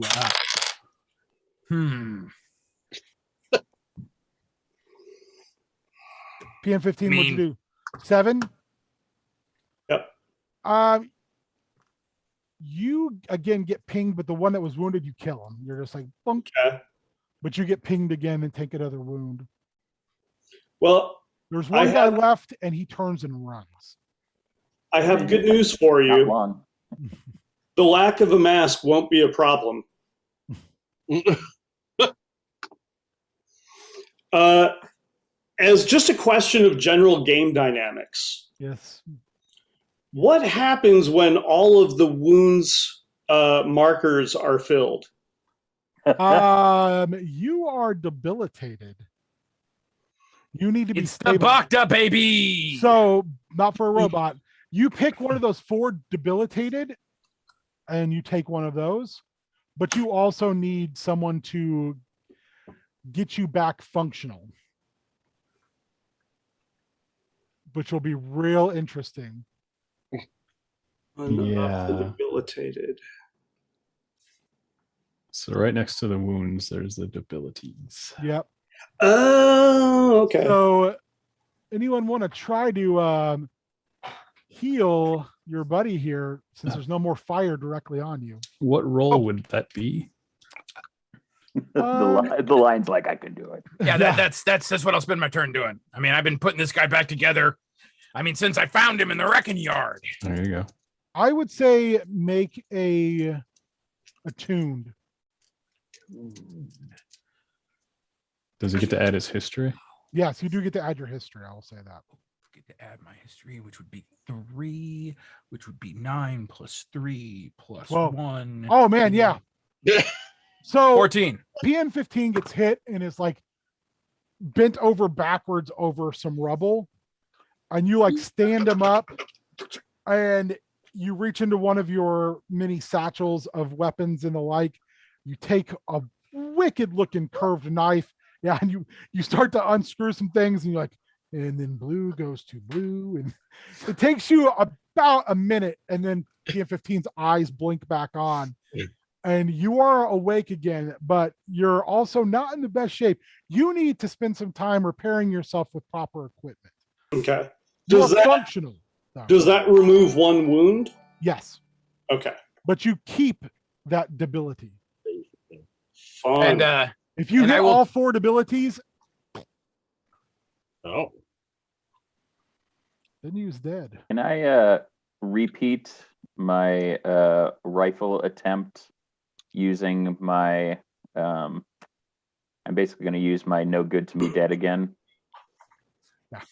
Because we need a place. I mean, we can follow the chit or we can follow the tracker, but it'd be nice to know, why these guys were, or who they're protecting, whether they're protecting her or someone else. Well, you did just break into a facility. No, but whether I said not why, but like whether they're protecting Veli okay. Maddenberg or whether Veli Maddenberg just happens to be here. Yeah. Okay, so that is a 10. Yeah, you can ask 3 questions. Okay. I'll ask, who's your employer? They work for the Raw Materials Consortium. Oh, that's our, This is a Raw Materials Consortium transport post. gotcha. And they let you know, like, above there is literally a shipping dock. Is Valley Maddenberg here on the premises? Yes. They're the head administrator and financial officer of this particular station. Well, of this entire moon, but of this station, they're currently officed out of at a board meeting. Okay, and then I'll say, how long can you hold your breath? And I'll take his respirator and I'll give it to Cam. Not wearing a respirator because they're inside, but they are carrying them. Nice. Oh, okay. Well, then that's way less fucking cool. I'm It's going to still take his cool. respirator. Oh, you know what? I'll say he was wearing his respirator, Yeah. and you were just like, because he's careful, he's not wearing it anymore. You just like dump his books and give it to Cam. You have one more. You have one more question. Stay out of Reseda Generico. I'll ask him where the administrator's office is. Top of the spire. All right. Pop. He was stunned and out, and then you're just like, yeah, I'm gonna have fun with your broken face. Crunch. Yeah. So you I don't want him answering questions for anybody else, you know. You see people as you're moving up, they're fleeing. Like everyone is running for their lives. Good. No one gets in your way. You don't see any security. And you make it all the way to the top of the spire, and it's like a large oval shaped top building. Kind of like, I guess kind of like the Space Needles rotating thing, but it's way bigger. And you can see inside, like they're shutting blast windows. And there is a set of security officers as well as droids at the entrance, guns out, waiting. But you also hear over an intercom saying, I don't know who you are. I don't know what you want. But can we just stop shooting? This place is expensive, and I don't want to waste any more assets here. I would appreciate that. And then he turns and looks at the lion and goes, you didn't put me back together correctly, did you? You are actually on a protocol droid setting. Tweet, tweet. I don't know. I'll deal with it later. I feel like we just want to talk to Veli Maddenberg, right? Yep. Yeah. Yeah. Come So- out. We don't have to blow any more shit up. You're like, Bring us Billy. What's her name? Billy. Billy Ellie. Madison. Ellie. Bring me Billy Madison. Bring me BB Boop. What's her name?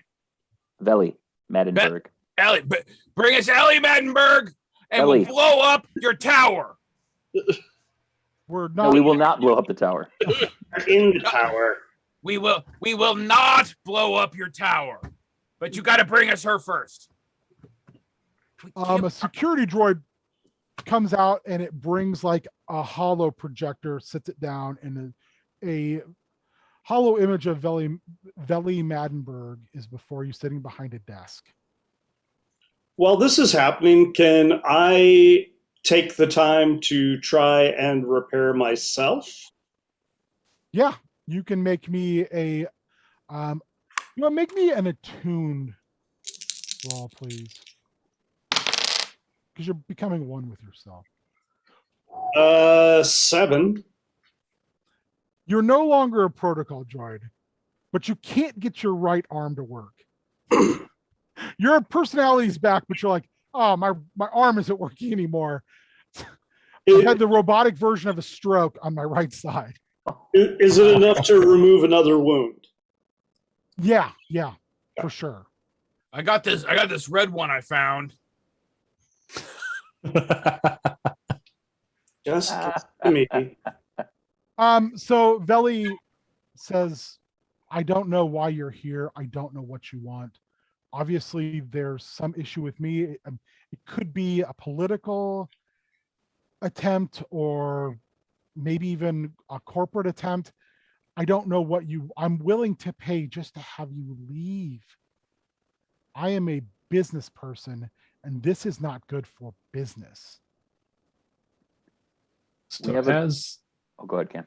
I was going to say, as bounty hunters, if we don't fulfill our contract, that's not good for us, correct? Yeah, it's bad for you and your guild. Yeah. But you're also staring down a ton of guns right now. And you're on like a walkway path. So it's like all you can do is go backwards. So I have a question. Just this is like big picture because my brain is soupy. Elari Meren is who we are trying to find, but Veli Maddenberg should be able to tell us where Elari Meren is, or are we also? You think they're the same person. That's what that this was an alias. Yeah, it's like F Train American Express. Except for with less trains being dropped. Unfortunately. So far. Thus far, yeah. I mean, I may drop a space train on you at any minute. I don't know. Depends on if Cam keeps rolling double ones. Okay, Yeah.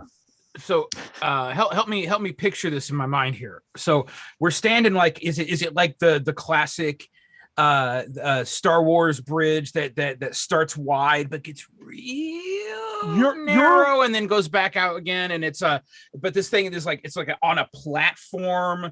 You're on like a circular what do they call those in stadiums? I can't remember. James. Like a ramp? Yeah, I can't. There's a name. Concourse. You're on like a circular concourse with no rails, and it's leading up to a bridgeway to the center spire going up, and that has one double door open, and it's full of guys like on their knees and guys above them with blasters trained on you. The robot pushed out a circular disc that shot up the hologram so you could see it. What's below them, below the platform? What's down? It's a straight fall. Down. It's a straight fall. So there's nothing holding up the platform. The platform's held up by beams holding the center to the concourses, and in those beams there's additional rooms. How easy is it to access these beam projectors? They're actual beams, like Physical beam, yeah. Like, Oh, beams. well, that's even it's better. like the Skyways. Yeah, They're basically skyways. Yeah. It's a. I'm yes, gonna. Yes. I'm gonna. The little glowy thing, right? The little hologram is there, and I'm gonna be like, It's okay, like well, it's like the size of like a large pizza, and it's on the ground projecting her up. okay. And she's like, again, she's like, I don't know what's going on. I don't owe anyone any money. Shut up. I will pay you to go away. Shut up. You can't pay us to go away. We're gonna kill you, or we're gonna take you back. I don't care why. It's not my job to understand why. My job is to bring. Can you show me the bounty? Because otherwise, this is an unlawful seizure of person, and I'm going to be currently filing a complaint with the Bothan military as well as the Imperial Navy. This is a kidnapping attempt. This no, it's assassination attempt. It's an assassination attempt. You can see her start. Her hologram goes off as she's furiously hitting what looks like to be some sort of panic button.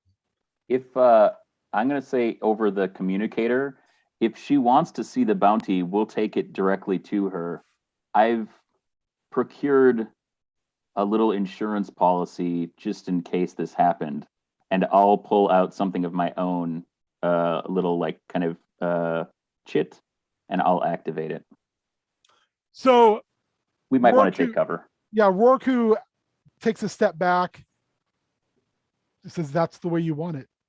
Hits the chit. You all kind of, and this place, there is a massive above it explosion, and the troops like trying to figure out whether to keep their guns on you or on that. And a Mandalorian in a jetpack flies down and just ting ting ting ting ting ting ting. Wrist gauntlet missile fires off, and I should say, they land on the concourse next to you, and they step to Rorku and says, "We're even." Fair. Absolutely. That's the way. they put their arm out to clasp arms with you. You clasp arms, and they nod and they jetpack out. That doorway Also, is now Lady a Christie hole. said thermal detonators for everyone and donated $25. More thermal detonators. Nice. So that's a big hole now. And there are so many sirens going off right now. This is Siren Palooza. The sirens don't even match up anymore. It's just, Happening. yeah. So there's a huge hole. There's no security there. What are you doing? But also there's kind of a hole in the walkway, so you have to jump across. Being that we're in a Star Wars building, how close to a port? Data port. Yep. It's on the other side. You can see one in the hallway of the main. Time for me to go to work. So you guys get across. PN15 data ports his way in. What are you looking for? So the first thing I'm going to do is shut down the alarms and send an all okay signal so that military or police force. You're not sure that'll work, but you can shut off all the alarms. Yeah. You do that, not a problem. Easy peasy. I also want to pull up a map of the facility. Easily done. So that we know how to get to Elari. You can get to Veli easily. I forgot the name all of a sudden. There's too many names I had to make up at the just like boom, boom, boom. Could I also lock the doors? You can lock every door except for the big one Boba Fett blew up.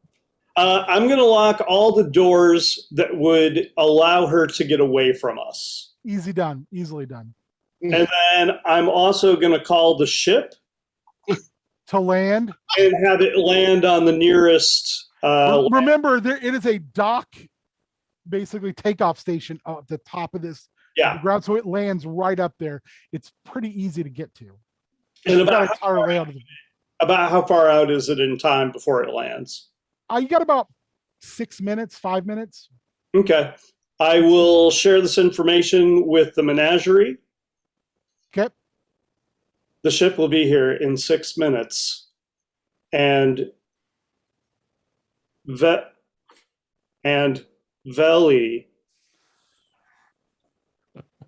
does not have an escape route. Please proceed. Don't worry about me. I will be hobbling from behind. Yeah, I'll be right there with you. So Cam and PN15 are you guys going to help? Or are you going directly to the ship? Since you're hobbled. I'll probably head directly to the ship. Okay. Cam, which way do you want to go? I'm still helping. Okay. So PN15 splits off. I'm assuming you're also giving them the directions for the only open passageway left. Okay, perfect. So you guys get to this door. You use his Wi-Fi device to pop the door. Yes, the lion. Just quick, I will go with PN15 to assist in any way possible and also to man the guns. Perfect. So you two take off. The three of you make your way. The door opens, and there's about 30 people in this boardroom of various races. They all look like administrators, executives, and the like. Sitting at the head table is Veli. I mean, we've all got 6 stun shotgun charges. We do. Should we just start blasting? When we go there and we see Veli in person, is Veli indeed Elari? Like, do we recognize? She looks like Elari, yeah. Okay, so close enough for us, I guess. I suppose I wouldn't know her well enough to. I mean, you can use the fob to check the genetics. I mean, yeah, is this beep, boop, boop, boop, boop? Hell yeah. It's not her. In fact, you realize it's not even Veli, it's a Claudite in disguise. Okay. Well. And she looks at you and she says, I think I know what you're trying to do here. And you can tell those bastards they're never, ever taking Bothans away from here. I don't care how many people they send, how many thugs with guns that they try to take Bothan space. They try to keep us all underfoot. We're the voice of the voiceless, and we won't be silenced. Do what you got to do, because it's currently being broadcast all over the hollow space. Assassins. That sounds like free advertising for us. And I just take her out. Just shoot Hi, her. Mom. Yeah. So one thing you need you realize this point is you're now criminals in most space, because also the guy who hired you is ISB. You're not sure he's going to hold up for you. So you literally just destroyed a military or not an industrial complex and assassinated someone. So are you leaving? Or are you just I like, think now everybody's got to die? Bing, bing, now, bing. No, now I just- it in our defense, everybody, and I think that we can all agree This is that there bad was optics. definitely some sort of insurrectionist vibe going on here, and I think, but you know, we may not have what's her face, we may not actually have, but with her, Do with you want the- to do you want to take the Claudite's body with you? Oh yeah, oh yeah. Okay. I think that literally like take her out and just like we're just gonna like walk in there, and if anybody No, makes they a are fucking like move. cowering away. You just shot someone Yeah. who has a lot of money and Yeah. has a I'll just lot let of I'll clout. let Wilbur and Cam just like keep their shit on them, and I will just like I'll walk in there and I'll grab the collar and I'll just drag the body out behind just me. smoking a hole in this Claudite's chest as they Yeah. were just wearing civilian clothes, no armor, no nothing. You And then dragged while them I'm out. walking out, ding, ding, ding, ding, ding, ding, ding, ding, and I'm just gonna roll one behind me and fucking cut scene. Wilbur, Cam, and I fucking riding out. PN-15 and the lion just like ready to there to go, and like just explosions behind us as we're going up to the goddamn thing. As you take off, there is security vessels dropping into the atmosphere. PN-15, please make me boop, boop, boop. Let me see what I want from you. And if I can aid in any way by manning the guns. I'm let me assuming know. you're not going to want to get in a gunfight with this many ships. Well, I Want mean, to go? Yeah. We did what we came here to do. Also, Cassie donated $10 so someone can automatically succeed with consequences if anybody has a bad roll. Yeah, Nice. what do you have as your ace moves? I have expert pilot and as one. Make me that trust your instincts check, please, because you're trying to figure out a way where you can basically mask your signal and shoot off out of atmosphere and make the jump before you leave completely into space.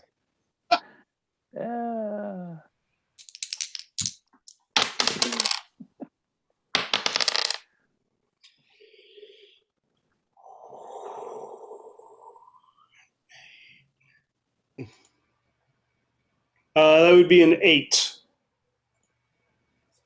Your ship kind of jerks as it normally does, and you realize the hyperdrive's just a little bit off, and you get winged by a cruiser that is just pulled out of hyperspace, and then you jump. So your ship is a little banged up. But you manage to get back to the edge of hut space, and you get back to your to the guild hall that you all mainly use as residence. The zoo. The zoo, yeah. Taggett looks at you when you arrive and says, what are you doing? You just killed a head of a company on the HoloNet. And we watched you do it even though they didn't have the same DNA. You turn your memberships in. I can't have this on the books. They'll shut us down and they'll arrest us. I mean, But we shh. No more. He flips a switch and all the security cams go off. I can't protect you. You're our contact in the ISB. He shut us off. He cut us off. They're disavowing any knowledge. Especially since this Elari Meren showed up on the HoloNet after. Talking about you being Imperial assassins trying to close the mouth of the people. I will send you work when I have it. And here is somewhere to lay low. But I can't, don't come to me for help. I will come to you. I would be hiding for the foreseeable future. Yeah. You grab as much as you can because you get an alert over the comm that an Imperial Star Destroyer has just hit system. And you jump into Dolly, right? Dolores. I kept wanting to say Lucille so bad. Into Dolores, and you jump outside of the system. You find yourself following Taggart's star map, and you land on an asteroid that looks like it used to be at one point probably a small or it used to be a small mining facility that then was probably used by the I can't think of the bad guys from the Clone Wars, which it doesn't matter because they're all the bad guys, really. The droid army. What do they call it? Help me out here. Separatists. Separatists. Yeah. It was probably it was probably a separatist drop point. To the point where you find racks of regular droids that are all off, as well as a spamming signal being blasted off this thing, basically protecting any signals from your ships and everything else. And you realize you are outlaws now in the eyes of everyone. And that's where we're ending this game. Oh, wait, before we end it, I got one more thing to say. You do get a beep from Taggart's comm, but it's not Taggart. Hello. I heard you were trying to see me. I was really busy, so I wasn't able to be there. But now that you're on the wrong end of things and I'm on the wrong end of things, I'd like to hire you to do a job. And to show I'm serious, I unfroze your assets. So here's 150,000 credits. Perhaps we could, I don't know, find a way to work together because you guys seem to like to break a lot of stuff. I know a lot of stuff that needs broke. That's where we'll stop. Nice. All right, I'm quitting all my other games. This has to be a regular game now. Sorry, Ben, it's too good. Yep. Well, I have to go be in a mall.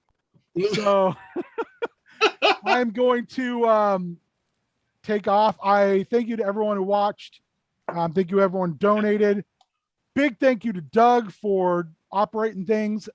And a super thank you to all of you. I love running this game because I do no prep.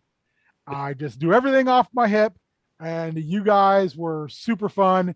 And I got to make up a lot of names. Hopefully someone will save the chat. Because if we do play again, I kind of want to remember these names. Jackson, baby. So who knows? We may have to play a mini series of this for the channel, but I got one more game to go, and I'm already a minute late. Thank you, and thank you for donating to the kids, and may the force be with you. And also with you. Bye. Thanks, everybody.